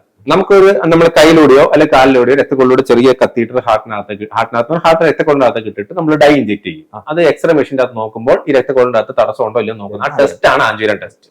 മനസ്സിലായോ? അതിപ്പോ ഹാർട്ടിന്റെ നോക്കാം, കാലിന്റെ നോക്കാം, തലയുടെ നോക്കാം, എല്ലാത്തിനും നമുക്ക് ആ രക്തക്കൊള്ളിന്റെ ബ്ലോക്ക് ഉണ്ടോ നോക്കുന്ന ടെസ്റ്റ് ആണെങ്കിൽ അതിന് ആൻജിയോഗ്രാം എന്ന് പറയാം. അത് പുറത്ത് നോക്കുമ്പോൾ പെരിഫറൽ ആൻജിയോഗ്രാം എന്ന് പറയും, ഹാർട്ട് നോക്കുമ്പോൾ കൊറോണറി ആൻജിയോഗ്രാം. ആൻജിയോപ്ലാസ്റ്റി എന്ന് പറയുന്നത് ഇതിന് ബ്ലോക്ക് ഉണ്ടെങ്കിൽ ആ ബ്ലോക്ക് മാറ്റുന്ന ചികിത്സയ്ക്കാണ് ആൻജിയോപ്ലാസ്റ്റി. ആ ആൻജിയോപ്ലാസ്റ്റി ചിലപ്പോൾ ബലൂൺ ആൻജിയോപ്ലാസ്റ്റി മാത്രമായിരിക്കും, ചിലപ്പോൾ അതിന്റെ കൂടെ സ്റ്റെൻഡിങ് ആണ്. അപ്പൊ ആൻജിയോപ്ലാസ്റ്റി വിത്ത് സ്റ്റെൻഡിങ് എന്ന് പറയും. ഇനി ബൈപ്പാസ് ഓപ്പറേഷൻ എന്ന് പറഞ്ഞാല് ഈ രക്തക്കൊള്ളുകൾക്ക് ബ്ലോക്ക് മാറ്റുന്നതാണ്. അത് ഓപ്പൺ ഹാർട്ട് സർജറി അല്ല. അതിന് ഹാർട്ട് തുറക്കേണ്ട ആവശ്യമില്ല. കാരണം നമ്മുടെ രക്തക്കൊള്ളുകൾ ഹാർട്ടിന്റെ പുറത്തോടെ ഇരിക്കുന്നത്. അപ്പൊ നെഞ്ച് തുറക്കണം, പക്ഷെ ഹാർട്ട് തുറക്കണ്ട. അപ്പൊ ഓപ്പൺ ഹാർട്ട് സർജറി അല്ല, ചെസ്റ്റ് മാത്രം തുറന്നാൽ മതി. ഇപ്പൊ അത് തന്നെ നമുക്കിപ്പോ ഈ മിനിമലി ഇൻവേസീവ് ആയിട്ട് ചെയ്യാം. റോബോട്ടിക് ഒക്കെ ഉണ്ട്. പണ്ട് നമുക്ക് നെഞ്ച് നടക്കുള്ള സ്റ്റേണം ഇവിടെ തുറന്നിട്ടാണ് ചെയ്യുന്നത്. ഇപ്പൊ ചെറുതായിട്ട് നമുക്ക് മിനിമലി ഇൻവേസീവ് ആയിട്ട് ചെയ്യാൻ ടെക്നോളജീസ് അഡ്വാൻസ് ആയിട്ടുണ്ട്. അതാണ് ആ ബൈപ്പാസ് ഓപ്പറേഷൻ. ഓപ്പൺ ഹാർട്ട് എന്ന് പറയുമ്പോൾ ഇപ്പൊ വാൽവ് മാറ്റി വെക്കണം, അല്ലെങ്കിൽ ഹാർട്ടിനകത്തുള്ള ഹോള് നമുക്ക് റിപ്പയർ ചെയ്യണം. അങ്ങനെയുള്ള സർജറിക്ക് ഹാർട്ട് തുറന്നുള്ള ചെയ്യുന്നത്, അതാണ് ഓപ്പൺ ഹാർട്ട് സർജറി എന്ന് പറയുന്നത്. ഈ വിദേശ രാജ്യങ്ങളിലൊക്കെ ഞാൻ കേട്ടിട്ടുള്ളൂ, ശരിയാണോ എന്ന് എനിക്കറിയില്ല, ഈ ഹാർട്ട് അറ്റാക്കിനെ പ്രിവെന്റ് ചെയ്യാൻ വേണ്ടി ബ്ലഡ് തിന്നേഴ്സ്, സെക്കോസ്പിരിൻ പോലുള്ളവരെ അവരവരുടെ റുട്ടീന്റെ ഭാഗമായി കൺസ്യൂം ചെയ്യുന്നു എന്ന് പറയുന്നത്. ഡോക്ടർ, അത് എത്രത്തോളം പ്രായോഗികമാണ്? അത് നമ്മൾ കുറച്ചു മുമ്പ് സംസാരിച്ച കാര്യമാണ്. അതായത് നമുക്ക് ഒരാൾക്ക് ഹാർട്ട് അറ്റാക്ക് വരാനുള്ള റിസ്ക് കൂടുതലാണെങ്കിൽ, പ്രത്യേകിച്ച് ഡയബറ്റിക് രോഗികളുടെ കൂടെ അവർക്ക് വീണ്ടും അതിന്റെ കൂടെ അഡീഷണൽ ആയിട്ട് കൊളസ്ട്രോൾ ഉണ്ട്, BP ഉണ്ട്, ഫാമിലി ഹിസ്റ്ററി ഉണ്ട്, അങ്ങനെ റിസ്ക്. അപ്പൊ റിസ്ക് ഫാക്ടേഴ്സ് അങ്ങനെ ഉണ്ടെങ്കിൽ മാത്രമേയാണ് ചെറിയൊരു ഇൻഡിക്കേഷൻ ഉള്ളത്. പക്ഷെ നമ്മൾ എപ്പോഴും മനസ്സിലാക്കണം, നമ്മൾ ഒരു ഇൻഡിക്കേഷൻ ഇല്ലാതെ വെറുതെ ഈ ആസ്പിരിൻ ഗുളിക കഴിക്കുമ്പോൾ നമ്മൾ എന്താണ്, നമ്മുടെ ബോഡിയുടെ ബ്ലഡ് കട്ട പിടിക്കാനുള്ള ആ ഒരു എബിലിറ്റിനെ ഇൻഹിബിറ്റ് ചെയ്യുകയാണ്. മനസ്സിലായി? അപ്പൊ എവിടെ ബ്ലീഡിങ് വന്നാലും നമുക്കിപ്പോ പുറത്തെല്ലാം ബ്ലീഡിങ് വല്ല അറിയാൻ പറ്റും. പലർക്കും എന്താ ഏറ്റവും കൂടുതൽ നമുക്ക് സംഭവിക്കുന്ന കാര്യം എന്ന് വെച്ചാൽ GI ബ്ലീഡ് ആണ്. ഇപ്പൊ വയറിനകത്തുള്ള ചെറിയ അൾസർ അല്ലെങ്കിൽ കുടലിലുള്ള ചെറിയ പുണ്ണുകൾ, ഇതിന്റെ അകത്തൊക്കെ ചെറുതായിട്ട് ബ്ലഡിങ് പോയിക്കൊണ്ടിരിക്കും. അപ്പൊ ഈ നമ്മുടെ ഗ്യാസ്ട്രോ ഇൻഡസ്ട്രിയൽ ട്രാക്ട് എന്ന് പറയും, അല്ലെ, നമുക്ക് അവിടെ നിന്നുള്ള ബ്ലീഡിങ്ങിനുള്ള റിസ്ക് എപ്പോഴും കുറച്ച് കൂടുതലാണ് ആവശ്യമില്ലാതെ കഴിക്കുമ്പോൾ. അതാ നമുക്ക് കുറച്ചും പറഞ്ഞു, നമ്മൾ എപ്പോഴും ഒരു ബെനിഫിറ്റ് വേഴ്സസ് റിസ്ക് നോക്കാം. അപ്പൊ റിസ്ക് ഫാക്ടേഴ്സ് ഉണ്ട്, അയാൾ ഒരു ഹൈ റിസ്ക് ആളാണെങ്കിൽ നമുക്ക് അങ്ങനെയുള്ള ഒരാൾക്ക് കൊടുക്കുന്നതിൽ തെറ്റില്ല. പക്ഷെ ഒന്നുമില്ലാത്ത ആളെ വെറുതെ കഴിക്കുമ്പോൾ ഈ ബ്ലീഡിങ് ഒരു വയറിന് തലയിലാണെങ്കിലോ, അപ്പൊ ആ ഒരു റിസ്ക് ഉണ്ട്. അപ്പൊ എപ്പോഴും നമുക്ക് ആ റിസ്ക് നമ്മൾ മനസ്സിലാക്കിയിട്ട് നമ്മൾ ഇങ്ങനത്തെ കാര്യം, അപ്പൊ ബ്ലാങ്കറ്റ് ആയിട്ട് നമുക്ക് അങ്ങനെ അത് എല്ലാവർക്കും കൊടുക്കുന്നതിൽ ശരിയല്ല. മാത്രമല്ല പഠനങ്ങൾ വന്നിട്ടുണ്ട്, അങ്ങനെ കൊടുത്തു കഴിഞ്ഞാൽ റിസ്ക് കൂടുതലാണെന്ന് പറഞ്ഞ പഠനങ്ങൾ വന്നിട്ടുണ്ട്. പിന്നെ ഡോക്ടറെ, ഈ മറ്റ് വിദേശ രാജ്യങ്ങളിൽ പലരും നമ്മുടെ ഈ ഹൃദയത്തെ നിരീക്ഷിക്കാൻ വേണ്ടി ഒരു സെൻസർ ബേസ്ഡ്, നമ്മുടെ മൊബൈലില് ഒരു ഏർലി മോർണിംഗ് കൊടുക്കും, ഹൃദയത്തെ ഒരു സെൻസർ ബേസ്, അങ്ങനെ ടെക്നോളജി വരുന്നു എന്ന് വാർത്തകളുണ്ട്. അത് എവിടെയെങ്കിലും വന്നോ? ഇവിടെ നമുക്ക് ഇവിടെ ഇപ്പൊ അവൈലബിൾ ആയിട്ടുള്ള ഇപ്പൊ ഹാർട്ട് റിതം ഒക്കെ മോണിറ്റർ ചെയ്യാം. അതുപോലെ തന്നെ നമുക്ക് ഇപ്പൊ ഹാർട്ട് ഫെയിലിയർ ഉള്ള ആൾക്കാർക്കല്ല, നമുക്ക് ഹാർട്ട് ഫെയിലിയറുള്ള ഏറ്റവും വലിയ പ്രശ്നം എന്ന് പറഞ്ഞാൽ ബോഡിക്ക് അത്ര ഫ്ലൂയിഡ് കണ്ടന്റ് കൂടുമ്പോഴാണ് ശ്വാസം മുട്ട് വരുന്നത്. ഫ്ലൂയിഡ് കണ്ടന്റ് ഒക്കെ മോണിറ്റർ ചെയ്യാം. അങ്ങനെയൊക്കെയുള്ള സിസ്റ്റം ഒക്കെ നമുക്ക് ഇവിടെ അവൈലബിൾ ആയിട്ടുണ്ട്. മനസ്സിലായോ? പിന്നെ ഈ റിതം മോണിറ്റർ ചെയ്യാം. ഇപ്പൊ എല്ലാവരുടെ ആൾക്കാരുടെ മറ്റേ നമുക്ക് ആപ്പിൾ വാച്ചും ഈ വാച്ചിന്റെ അകത്തൊക്കെ നമുക്ക് ഹാർട്ട് റിതം മോണിറ്റർ ചെയ്യാം. അതല്ലാതെ നമുക്ക് ഒരു മോണിറ്ററിംഗ് ആയിട്ടുള്ള കാര്യം എനിക്ക് ഇപ്പൊ എന്റെ അറിവിൽ ഇപ്പൊ നമുക്ക് ഇവിടെ അവൈലബിൾ അല്ല. ഡോക്ടർ, ഈ ഡോക്ടർമാര് തന്നെ ഇപ്പം പല ഡോക്ടർമാരും ഈ പലതരം മരുന്നുകൾ പെർമ്യൂട്ടേഷൻ ആൻഡ് കോമ്പിനേഷൻ മാറിക്കൊടുക്കും. അപ്പൊ നമ്മുടെ ഈ പേഷ്യൻസിൽ തന്നെ ഈ ലിഖിതമല്ലാത്ത രീതിയിൽ നമ്മൾ അറിയാത്ത രീതിയിൽ ക്ലിനിക്കൽ ട്രയലുകൾ നടക്കുന്നുണ്ട്. അപ്പൊ മലയാളത്തിലെ അപ്പോത്തിക്കരി എന്ന് പറഞ്ഞൊരു സിനിമയുണ്ട്. അപ്പൊ അതിൽ വന്നൊരു പ്രമേയത്തെ അടിസ്ഥാനപ്പെടുത്തി ഞാൻ ചോദിക്കാം, അങ്ങനെ നമ്മൾ അറിയാതെ നമ്മൾ തന്നെ ക്ലിനിക്കൽ ട്രയലിന് വിധേയപ്പെടുന്ന ഒരു അവസ്ഥ ഉണ്ടോ? ഇപ്പൊ ഞാൻ ഈ ഒരു പരിപാടി തുടങ്ങിയിട്ട് ഒരു 10 കൊല്ലമായി. എനിക്കിതൊരു അങ്ങനത്തെ ഒരു എക്സ്പീരിയൻസ് എനിക്ക് തോന്നിയിട്ട്. കാര്യം എന്ന് വെച്ച് കഴിഞ്ഞാൽ ഈ ക്ലിനിക്കൽ ട്രയൽസ് നമുക്ക് അങ്ങനെ നടന്നൊരു കാര്യമില്ല. അങ്ങനെയല്ല ക്ലിനിക്കൽ ട്രയൽസ് എന്ന് പറഞ്ഞു കഴിഞ്ഞാൽ നമുക്കത് വ്യക്തമായിട്ട് അതിന് പ്രോട്ടോകോൾസ് ഉണ്ട്. അത് മാത്രമല്ല അതിന് ഏറ്റവും കൂടുതൽ നമുക്ക് വാല്യൂ ഉള്ളതെന്ന് പറഞ്ഞാൽ റാൻഡമൈസ്ഡ് കൺട്രോൾ ട്രയൽസ് എന്ന് പറഞ്ഞ ടൈപ്പ്. അതിനൊക്കെ നമ്മൾ ചുമ്മാ എനിക്ക് ഇഷ്ടമുള്ള ആൾക്കാർക്ക് ചെയ്യാൻ പറ്റത്തില്ല. അങ്ങനെ ചെയ്ത് ഒരു ട്രയൽ ഉണ്ടാക്കിയിട്ടും കാര്യമില്ല. മനസ്സിലായോ? മാത്രമല്ല നമ്മൾ കൊടുക്കുന്ന ഡ്രഗ്, ഇപ്പൊ ഞാനൊരു മരുന്ന് എഴുതി തരുന്നത് എനിക്ക് ഒരു മരുന്ന് എഴുതി തരാൻ പറ്റത്തില്ല. ഞാൻ എഴുതി തരുന്ന മരുന്ന് എന്ന് പറയുമ്പോൾ അത് ഓൾറെഡി നമുക്ക് അപ്രൂവ്ഡ് മെഡിസിൻ മാത്രമേ എനിക്ക് എഴുതി തരാൻ പറ്റുള്ളൂ. അല്ലെ? പിന്നെ ഇപ്പൊ നമ്മൾ ഓരോന്ന് ചികിത്സിക്കുമ്പോഴും നമുക്ക് ഉദാഹരണത്തിന് ഇപ്പൊ ഹാർട്ട് അറ്റാക്ക് ആയിട്ട് രോഗികൾ അല്ലെങ്കിൽ ഒരു ഹാർട്ട് ഫെയിലർ ആയിട്ട് രോഗി വരുന്നു, ഇവർക്ക് ഇൻഡിക്കേറ്റഡ് ആയിട്ടുള്ള മെഡിസിൻസ് ഏതൊക്കെയാണെന്ന് വ്യക്തമായ മാനദണ്ഡങ്ങളുണ്ട്. നമുക്ക് അമേരിക്കൻ ഹാർട്ട് അസോസിയേഷൻ, അല്ലെങ്കിൽ യൂറോപ്യൻ സൊസൈറ്റി ഓഫ് കാർഡിയോളജി, അത് നമ്മുടെ ഇന്ത്യൻ ഹാർട്ട് അസോസിയേഷൻ, നമുക്ക് ഇവർക്ക് എല്ലാവരുടെയൊക്കെ കൺസെൻസസും അതിന് വ്യക്തമായ മാനദണ്ഡങ്ങളുണ്ട്. ഈ ഒരു മരുന്ന് ആർക്ക് കൊടുക്കണം, ഈ മരുന്ന് എപ്പോ നിർത്തണം, അതുപോലെ ഇപ്പൊ ഒരു ഉദാഹരണത്തിന് ഇപ്പൊ ഹാർട്ട് ഫെയിലറിന് ഇപ്പൊ ഏറ്റവും ലേറ്റസ്റ്റ് ആയിട്ടുള്ള കാരണം ഹാർട്ട് ഫെയിലർ എന്നുള്ള ഒരു അസുഖം ഉണ്ടെന്നിരിക്കട്ടെ. പമ്പിങ് കുറഞ്ഞിട്ടുള്ള ഹാർട്ട് ഫെയിലർ ആണെങ്കിൽ ശരിക്കും പറഞ്ഞാൽ നമ്മൾ 4 pillars ഓഫ് ഹാർട്ട് ഫെയിലർ എന്ന് പറയും. 4 തരത്തിലുള്ള മരുന്ന് ആ രോഗികൾക്ക് കൊടുക്കണമെന്നാണ് ഇപ്പോഴത്തെ ഗൈഡ് ലൈൻ. മനസ്സിലായി? അപ്പൊ നമ്മളൊരു പേഷ്യന്റ്, അങ്ങനത്തെ ഒരു പേഷ്യന്റ് വരുമ്പോൾ ഈ 4 കൂട്ടത്തിലുള്ള മരുന്ന് ആ രോഗിക്ക് ഉണ്ടോ നമ്മൾ നോക്കും, അല്ലെങ്കിൽ നമ്മൾ സ്റ്റാർട്ട് ചെയ്യാൻ ശ്രമിക്കും. അങ്ങനെയാണ്. അപ്പൊ നമുക്ക് ആ മാനദണ്ഡം വെച്ച് നമ്മൾ അങ്ങനെ പ്രാക്ടീസ് ചെയ്യുമ്പോൾ വ്യത്യാസം വരും. പിന്നെ 2 ഡോക്ടേഴ്സ് നമ്മളുടെ അതിനകത്ത് ബ്രാൻഡ് നെയിമിലായിരിക്കും വ്യത്യാസം വരുന്നത്. കഴിക്കുന്ന മരുന്ന് ഇപ്പൊ പ്രത്യേകിച്ച് കാർഡിയോളജിക്കകത്തുള്ള മരുന്നുകളുടെ എണ്ണം വളരെ കുറവാണ്. പക്ഷെ ഈ ഗൈഡ് ലൈൻ വെച്ചിട്ടായിരിക്കും ഒരുവിധം എല്ലാവരും പ്രാക്ടീസ് ചെയ്യുന്നത്. അപ്പൊ ഞാൻ എഴുതുന്ന മരുന്ന് തന്നെയായിരിക്കും വേറൊരു കാർഡിയോളജിസ്റ്റ് എഴുതുന്നത്. പക്ഷെ ചിലപ്പോൾ ആ ലൊക്കാലിറ്റിയിലുള്ള അല്ലെങ്കിൽ ആ ഹോസ്പിറ്റലിലുള്ള ബ്രാൻഡ് ചിലപ്പോൾ വ്യത്യാസം ഉണ്ടെന്നുള്ള കാര്യം മാത്രമേ ഉള്ളൂ. അപ്പൊ നമ്മൾ എപ്പോഴും ശ്രദ്ധിക്കേണ്ടത് നമ്മൾ ഈ കഴിക്കുന്ന മരുന്നിന്റെ ബ്രാൻഡ് അല്ല, അതിന്റെ അകത്തുള്ള മരുന്ന് കണ്ടന്റ് എന്താന്ന് പറയുന്നത്. ഇപ്പൊ ഉദാഹരണത്തിന് കൊളസ്ട്രോളിന്റെ മെഡിസിൻ ചിലപ്പോൾ അറ്റോർവാസ്റ്റാറ്റിൻ ആയിരിക്കും, അല്ലെങ്കിൽ റോസുവാസ്റ്റാറ്റിൻ ആയിരിക്കും. പക്ഷെ അതിന്റെ പേര് പലതരത്തിലുള്ള പേരുകളായിരിക്കും. മനസ്സിലായോ? ഇപ്പൊ ബിപിയുടെ ഗുളിക, ആമലോഡിപ്പിൻ എന്നുള്ള ഗുളിക, അത് തന്നെ പല പേരിലായിരിക്കും. ആസ്പിരിൻ ഗുളിക യൂഷ്വലി ഇപ്പൊ ഒരുപാട് ബ്രാൻഡുകൾ എല്ലാവർക്കും എക്കോസ്പിൻ എന്നുള്ള ബ്രാൻഡാണ് എല്ലാവർക്കും കിട്ടുന്നത്, ആസ്പിരിൻ ഗുളിക. മനസ്സിലായി? അങ്ങനെ എല്ലാ ഗുളിക, അങ്ങനെ എല്ലാ ടാബ്ലറ്റിന്റെ ഈ കണ്ടന്റ് നമ്മൾ അറിഞ്ഞിരിക്കണം. ആ കണ്ടന്റ് മിക്കവാറും എല്ലാം സെയിം ആയിരിക്കും. പിന്നെ വേറൊരു കാര്യം നമുക്ക് കാർഡിയോളജി പേഷ്യൻസ് നമുക്ക് അറിഞ്ഞിരിക്കേണ്ട കാര്യം എന്ന് വെച്ചാൽ നമ്മൾ ഈ മരുന്നുകൾ ഞാൻ പറഞ്ഞില്ലേ ട്രയൽസിൽ നിന്നും ഇത് നമുക്ക് പഠനത്തിൽ നിന്നാണ് ഉരുത്തിരിഞ്ഞ് വരുന്നത്, ഒരു ഡോസേജ് ഉരുത്തിരിഞ്ഞ് വരുന്നത്. അപ്പൊ നമുക്ക് ചില മരുന്നുകൾക്ക് അതിന്റെ ഒരു പർട്ടിക്കുലർ ഡോസിലായിരിക്കും ആ പേഷ്യന്റ് ബെനിഫിറ്റ് കാണിച്ചിരിക്കുന്ന സ്റ്റഡിക്കകത്ത്. ഒരു ഉദാഹരണത്തിന് ചിലപ്പോൾ ചില മെഡിസിൻസ് 100 milligram 2 തരം കൊടുക്കുമ്പോഴായിരിക്കും അതിന് മാക്സിമം ബെനിഫിറ്റ് കിട്ടുന്നത്. അപ്പൊ അതുകൊണ്ടായിരിക്കും ആ ഡോക്ടർ നിങ്ങൾക്ക് 100 milligram തരുന്നത്. അപ്പൊ എനിക്ക് ഒരുപാട് ഭയങ്കര ഡോസാ ഡോക്ടർ തരുന്നത് പറയുന്നതിൽ മീനിങ് ഇല്ല. കാരണം ആ 100 milligram കഴിക്കുമ്പോഴേ ആ മരുന്ന് കഴിക്കുന്നുള്ള ഗുണം നമുക്ക് രോഗിക്ക് കിട്ടുള്ളൂ. അപ്പൊ അങ്ങനെയാണ് നമ്മുടെ പല മരുന്നുകളും. അപ്പൊ നമ്മളെ പേഷ്യന്റ് മാക്സിമം ടോളറേറ്റ് ചെയ്യുന്ന ഇത് അതിൽ ഏറ്റവും ഒരു മിസ്കൺസെപ്ഷൻ ഉള്ള ഒരു സംഭവമാണ് നമുക്ക് കൊളസ്ട്രോളിന്റെ മെഡിസിൻ. ശരിക്കും ഇപ്പോഴത്തെ സയൻസ് പറയുന്നത് ഹൈ ഇന്റൻസിറ്റി സ്റ്റാറ്റിൻ എന്നാണ്. മനസ്സിലായോ? Moderate or high intensity statin എന്ന് വെച്ചാൽ അതിലാണ് ബെനിഫിറ്റ് കാണിച്ചിരിക്കുന്നത്.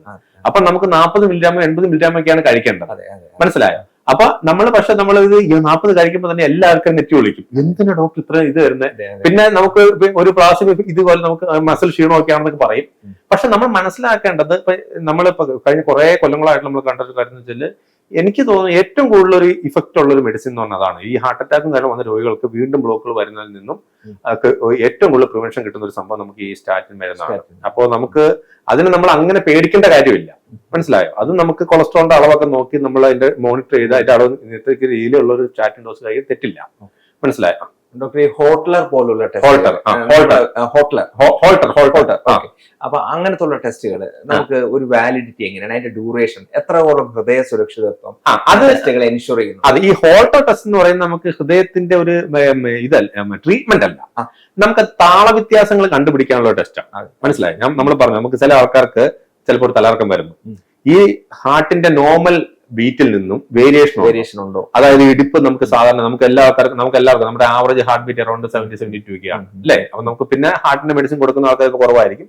പക്ഷെ അത് നോർമൽ ബീറ്റിൽ നിന്ന് ഒരുപാട് കുറയുന്നുണ്ടോ, അല്ലെ അബ്നോർമൽ ആയിട്ട് വരുന്നുണ്ടോ, ക്രമം തെറ്റി ഇടിക്കുന്നുണ്ടോ, അങ്ങനത്തെ കാര്യങ്ങൾ കണ്ടുപിടിക്കാൻ വേണ്ടിയുള്ള ഒരു ടെസ്റ്റാണ് ഹോൾട്ടർ ടെസ്റ്റ്. അത് നമുക്ക് 24 hours ചെയ്യാം, ഒരു ദിവസം ചെയ്യാം, 3 ദിവസം ചെയ്യാം, ഒരാഴ്ച ചെയ്യാം. അങ്ങനെ അത് പലതരത്തിലുള്ള, ഇപ്പൊ നമുക്ക് എക്സിഡന്റ് ലൂപ്പ് റെക്കോർഡ് പലതരത്തിലുണ്ട്. അതിന്റെ കാര്യം എന്താണെന്ന് വെച്ചാൽ അത് ഞാൻ പറഞ്ഞല്ലോ, അതൊരു ചികിത്സയല്ല, അത് അസുഖം കണ്ടുപിടിക്കാൻ. അപ്പൊ അതിന്റെ പ്രത്യേകത എന്താണെന്ന് വെച്ച് കഴിഞ്ഞാല് ഇപ്പൊ വളരെ ഇൻഫ്രീക്വന്റ് ആയിട്ട് സിംറ്റം ഇരിക്കട്ടെ, എനിക്ക് ഇന്ന് വന്നു, പിന്നെ ഒരു 2-5 ആഴ്ച കഴിഞ്ഞാൽ വന്നത്, അപ്പൊ ഞാൻ 24 hours ടെസ്റ്റ് വെച്ചിട്ട് കാര്യമില്ല, അത് വെക്കുന്ന ദിവസം ഒന്നും കാണത്തില്ല. അപ്പൊ ഈ ടെസ്റ്റിന്റെ ഡ്യൂറേഷൻ കൂടുന്തോറും അതിന്റെ ഈൽഡ് കൂടുതലായി. മനസ്സിലായി? ഇപ്പൊ ഒരാഴ്ചയിൽ 2 ദിവസം വരുന്ന ഒരു ബുദ്ധിമുട്ടാണ്. അപ്പൊ നമുക്ക് ഒരാഴ്ച ഒരു ഹോൾട്ടർ ഫിറ്റ് ചെയ്തു. അപ്പൊ ഈ അസുഖം വന്ന സമയത്ത് ഇത് മെഷീൻ ഇരിക്കുന്ന സമയത്ത് നമുക്ക് അദ്ദേഹത്തിന് ആ പേഷ്യന്റിന് ആ ഒരു അസുഖം, ആ ഒരു സിംറ്റം തോന്നി. അപ്പൊ എനിക്ക് കോർഡിനേറ്റ് ചെയ്യാം. അപ്പൊ ഡോക്ടർ എനിക്ക് ഇന്നലെ 2 മണി സമയത്ത് എനിക്ക് തലകറക്കം തോന്നി. ആ 2 മണിക്കുള്ള ഋതം എന്താണെന്ന് നോക്കുക. 2 മണിക്ക് തലകറക്കം തോന്നുന്ന സമയത്ത് നമ്മൾ നോക്കുമ്പോൾ ഇടിപ്പ് ഭയങ്കരമായിട്ട് കുറഞ്ഞിരിക്കുന്നു, അല്ലെങ്കിൽ ഭയങ്കരമായിട്ട് അബ്നോർമലായിട്ട് ഇരിക്കുന്നു. നമുക്കറിയാം ഇതുകൊണ്ടാണ് ആ പേഷ്യന്റ് സിംറ്റം വന്നത്. അതാണ് എന്റെ ഈ വർത്തമാന നമുക്ക് ഈ എക്സസൈസ് ചെയ്യാൻ സമയമില്ല എന്ന് പറയുന്നത്. അത് നമ്മൾ എക്സസൈസിന്, വ്യായാമത്തിന് നമ്മൾ കാണുന്ന പെർസ്പെക്റ്റീവിന്റെ വ്യത്യാസമാണ്. മനസ്സിലായി? നമ്മളിപ്പോ രാവിലെ അല്ലെങ്കിൽ വൈകുന്നേരം കറക്റ്റ് ആയിട്ട് ജിമ്മിൽ പോകുന്നതോ അല്ലെങ്കിൽ നടക്കാൻ പോകും, അതിന് മാത്രം നമ്മൾ എക്സസൈസിന് കണക്ക് കൂട്ടണ്ട. മനസ്സിലായോ? എനി ഫിസിക്കൽ മൂവ്മെന്റ് യൂസിങ് നമ്മുടെ സ്കെൽറ്റൽ മസിൽ മൂവ് ചെയ്യുന്ന എന്ത് മൂവ്മെന്റും എനർജി എക്സ്പെർട്ടീസും ഉണ്ടെങ്കിൽ അത് എക്സസൈസ് ആണ്, ഫിസിക്കൽ ആക്ടിവിറ്റി ആണ്. മനസ്സിലായോ? ഫിസിക്കൽ ആക്ടിവിറ്റി ആണ്. അപ്പൊ നമുക്ക് തന്നെ നമ്മൾ തന്നെ ആലോചിച്ചാൽ മതി. ഉദാഹരണത്തിന് നമ്മളുടെ ഓഫീസ് സ്പേസ് 2ാമത്തെ നിലയിലാണ്. ലിഫ്റ്റിന് മുമ്പിൽ പോയി നിൽക്കുന്നതിന് പകരം നടന്നു കയറാൻ നോക്കുക. പിന്നെ നമുക്ക് കാറിലാണ് പോകുന്നത്, നേരെ ഡോറിൽ കൊണ്ട് പാർക്ക് ചെയ്ത് ഇച്ചിരി മാറ്റി. അപ്പൊ നമുക്ക് തന്നെ മോഡിഫൈ ചെയ്യാവുന്ന കാര്യങ്ങളേ ഉള്ളൂ. മനസ്സിലായി? നമുക്ക് തന്നെ മോഡിഫൈ ചെയ്യാവുന്ന കാര്യങ്ങളുള്ളൂ. പിന്നെ നമ്മുടെ ഈ ഹൃദയത്തിന്റെ ആരോഗ്യം എന്ന് പറയുന്നത് ഒരു പ്രത്യേക കാര്യം വെച്ച് മാത്രമുള്ളതല്ല. നമ്മളൊരു ബിസിനസ് ചെയ്യുമ്പോൾ നമ്മുടെ ഇൻകം പല സ്ഥലത്ത് നിന്ന് വരുന്നു എന്ന് പറയുന്ന പോലെ തന്നെയാണ് ഹൃദയത്തിന്റെ ആരോഗ്യം പല കാര്യങ്ങളും കൊണ്ടാണ്. അതിനകത്ത് ഈ ഫിസിക്കൽ ആക്ടിവിറ്റി ഉണ്ട്, ഫുഡ് നല്ല രീതിയിൽ വേണം എന്നുള്ളതുണ്ട്, അല്ലെ? നമ്മൾ ഒരുപാട് ജങ്ക് ഫുഡും കാര്യങ്ങളും കഴിക്കാതിരിക്കണം എന്നുള്ള കാര്യങ്ങളുണ്ട്, ഷുഗർ ഒരുപാട് കഴിക്കണം എന്നുള്ള കാര്യങ്ങളുണ്ട്, നമ്മുടെ സ്ട്രെസ് കാര്യങ്ങളുണ്ട്. ഇത് എല്ലാം കൂടി ചേരുന്നതാണ് നമുക്ക് ഈ ഹാർട്ടിന്റെ ആരോഗ്യം എന്ന് പറയുന്നത്. അപ്പൊ ഈ എക്സസൈസിനെ പറ്റി പ്രത്യേകിച്ച് എനിക്ക് പറയാനുള്ളത്, ഞാൻ എപ്പോഴും എല്ലാവരും പറയുന്ന കാര്യം ഇതാണ്. നമ്മളെല്ലാവരും എനിക്ക് സമയമില്ല, പക്ഷെ നമ്മൾ മോഡിഫൈ. ഇപ്പൊ നമുക്ക് ഏറ്റവും ഇമ്പോർട്ടന്റ് ആയിട്ട് കാര്യം ഇപ്പൊ നമ്മൾ ഏറ്റവും കൂടുതൽ ഉള്ള സ്റ്റെപ്പ് കൗണ്ട് നമ്മുടെ ഈ മൊബൈലിന്റെ അകത്തും വാട്സാപ്പിലൊക്കെ നമുക്ക് നോക്കാൻ പറ്റും. ഏറ്റവും ഈസി ആയിട്ടുള്ള കാര്യം എന്ന് പറഞ്ഞാൽ അത് നമ്മൾ കൗണ്ട് ചെയ്ത് നോക്കുക. നമ്മുടെ യൂഷ്വൽ ഒരു ലൈഫിൽ നമ്മുടെ എത്ര സ്റ്റെപ്പ് കൗണ്ട് ആണെന്ന് ഒന്ന് കൗണ്ട് ചെയ്ത് നോക്കുക. മനസ്സിലായോ? അപ്പൊ നമുക്ക് അറിയാം നമ്മൾ എത്ര മാത്രം സെഡൻഡറി ആണെന്നുള്ള കാര്യം. മനസ്സിലായ? ഇപ്പൊ ഒരു 5000, 6000, 7000 ഒക്കെ ഒരു സ്റ്റെപ്പ് കൗണ്ട് കിട്ടുവാണെങ്കിൽ അത് that is more than enough. മനസ്സിലായോ? ഒരു 1000 സ്റ്റെപ്പ് കൂടുതൽ നമ്മൾ അടുത്ത ദിവസം ഉപയോഗിക്കുകയാണെങ്കിൽ നമ്മുടെ റിസ്ക് 10 മുതൽ 15% വരെ കുറയുന്നതാണ് പഠനങ്ങൾ കാണിക്കുന്നത്. അപ്പൊ നമ്മൾ തന്നെ ഒന്ന് ബോധവാനായാൽ മതി നമ്മുടെ ആക്ടിവിറ്റിയെ പറ്റി. മനസ്സിലായി? പിന്നെ അതുപോലെ തന്നെ ഇതൊരു ഒരു വശം, അതിന്റെ കൂടെ ബാക്കിയുള്ള വശങ്ങളും. അപ്പൊ സാർ ഞാൻ ശരിക്കും എന്താണ് എക്സസൈസ് ചെയ്യുന്നുണ്ടോ? എക്സസൈസ് ചെയ്യുന്നത്, പക്ഷെ ഞാൻ വീഡിയോ കളിക്കുന്നുണ്ട്, ഇതിലിട്ട് പറയുന്ന കാര്യമില്ല. അതിൽ കാര്യമില്ല. എല്ലാം കൂടി കമ്പൈൻഡ് ആയിട്ട് നമ്മൾ ഹാർട്ടിന് വേണ്ട രീതിയിൽ നമ്മുടെ ജീവിത രീതി മാറ്റണം. ഫൈനൽ ക്വസ്റ്റ്യൻ, ഭാവിയിൽ നമ്മുടെ ശാസ്ത്ര സാങ്കേതിക വികാസ പരിണാമങ്ങൾ ഇങ്ങനെ വ്യാപിച്ച് നിർമ്മിത ബുദ്ധിയിൽ എത്തി നിൽക്കുന്ന കാര്യമാണ് ഒരാളെ സുരക്ഷിതത്തോടെ ജീവിക്കാൻ, അല്ലെങ്കിൽ ഹൃദയത്തെ സുരക്ഷിതമാക്കാൻ ഭാവിയിൽ വന്നേക്കാവുന്ന, അല്ലെങ്കിൽ ഇപ്പോൾ ഗവേഷണം നടക്കുന്ന നൂതന സാങ്കേതിക വിദ്യകൾ, ശാസ്ത്ര പരിണാമങ്ങൾ എന്തെല്ലാം? ഇപ്പൊ നമ്മൾ മനസ്സിലാക്കിയെടുത്തോളം നമ്മളിപ്പോ ഇത് ഈ ഫ്യൂച്ചർ പ്രൊഡിക്ട് ചെയ്യാനായിട്ടുള്ള കാര്യങ്ങൾ നമ്മൾ കുറച്ചു മുമ്പ് പറഞ്ഞു. നമ്മുടെ കാര്യങ്ങൾ, നമ്മളുടെ അസുഖങ്ങൾ, നമ്മുടെ ഏജ് കാര്യങ്ങൾ, നമ്മുടെ റിസ്ക് ഫാക്ടേഴ്സ് എല്ലാം കൊടുത്തു കഴിയുമ്പോൾ ഈ റിസ്ക് ഫാക്ടേഴ്സ് നമുക്ക് ഇത്, അതുപോലെ തന്നെ പലപ്പോഴും ഇപ്പൊ നമ്മുടെ ഈ ഇതിൽ തന്നെ നമ്മുടെ ഹാർട്ട് ബീറ്റ് കൂടുതലാണ് കുറവാണെന്നൊക്കെ വാണിംഗ് തരുന്നുണ്ട്. അതുപോലെ തന്നെ നമ്മുടെ ഇപ്പൊ ഇതിന്റെ അകത്ത് പല ആപ്പിലും നമ്മൾ കഴിക്കുന്ന ഫുഡ് ഇന്ന് എനർജി കൂടുതലാണ്, ഇന്ന് കലറി കൂടുതലാണ്. അപ്പൊ ഇതെല്ലാം കൂടി ഇൻകോർപ്പറേറ്റ് ചെയ്ത് വരുമ്പോൾ ഒരു പക്ഷേ ഇപ്പൊ ഒരു ഡോക്ടർ പറഞ്ഞാൽ കേൾക്കത്തില്ലെങ്കിലും ഇപ്പോഴത്തെ ഒരു സിറ്റുവേഷൻ വെച്ച് നമ്മുടെ സോഫ്റ്റ്വെയർസും അല്ലെങ്കിൽ മൊബൈലും വാച്ചും പറഞ്ഞാൽ ഒരുപക്ഷെ മനുഷ്യൻ കേൾക്കുമായിരിക്കും. അതെ. ആ ഒരു രീതിയിലോട്ട് മാറിക്കഴിഞ്ഞാൽ ഒരു പക്ഷേ നമുക്ക് നല്ലതായിരിക്കും. അതെ. എന്തെങ്കിലും ഭക്ഷണക്രമങ്ങൾ ഡോക്ടറിന് അഡ്വൈസ് ചെയ്യാനുണ്ടോ? ഭക്ഷണക്രമത്തിൽ നമ്മൾ ഇത് ഹൃദയത്തെ സംരക്ഷിക്കാൻ. അതെ, ഹൃദയത്തെ സംരക്ഷിക്കുന്ന ഒരു ഭക്ഷണം എന്ന് പറയുമ്പോൾ നമ്മൾ എപ്പോഴും ഇത് ഒരു ജനറലൈസ് ചെയ്ത് പെട്ടെന്ന് അങ്ങനെ ഒരു നമുക്ക് പ്രാവർത്തികമാക്കാൻ പറ്റുന്ന കാര്യമല്ല. കാരണം എന്ന് വെച്ച് കഴിഞ്ഞാല് എന്റെ രുചിയും എന്റെ ടേസ്റ്റും എന്റെ ഇതും ആയിരിക്കത്തില്ല താങ്കളുടേത്, അല്ലെ? അപ്പൊ ബേസിക്കലി ഉള്ള പ്രിൻസിപ്പിൾ നമ്മൾ അപ്ലൈ ചെയ്യാന്നുള്ളതാണ്. അതിനകത്ത് നമ്മൾ പറയുന്ന പോലെ നമുക്ക് പഴവും പച്ചക്കറികളും അതിനെല്ലാം കൂട്ടുക, വറുത്ത പൊരിച്ചതായിട്ടുള്ള കാര്യങ്ങൾ കുറയ്ക്കുക. ഇപ്പൊ മുട്ട കഴിക്കാമെന്നുള്ള ഭയങ്കര പ്രശ്നമാണ്, അല്ലെ? മുട്ട നമുക്ക് കഴിക്കാം. പക്ഷെ ഇപ്പോഴത്തെ പഠനങ്ങൾ അനുസരിച്ച് മുട്ടയില് കൊളസ്ട്രോൾ ഉണ്ട്, പക്ഷെ അതില് അതുപോലെ തന്നെ നമുക്ക് യൂസ്ഫുൾ ആയിട്ടുള്ള ഒരുപാട് കാര്യങ്ങളുണ്ട്. അപ്പൊ ഒരു ആഴ്ചയിൽ 2-3 മുട്ട കഴിക്കുന്നത് തെറ്റില്ല എന്നുള്ളതാണ്. മഞ്ഞ ഉൾപ്പെടെ കഴിക്കുന്നത് തെറ്റില്ല എന്നുള്ളതാണ് പറയുന്നത്. പിന്നെ പറ്റുന്ന പുളിയും കഴിക്കാം, കാര്യം നമ്മൾ പൊരിക്കുകയോ ചെയ്യുമ്പോൾ എണ്ണ മാറുമല്ലോ, അതുകൊണ്ട്. അപ്പൊ മുട്ട കാര്യത്തിൽ അങ്ങനെയാണ്. പിന്നെ ഷുഗർ നമുക്ക് കുറയ്ക്കണം.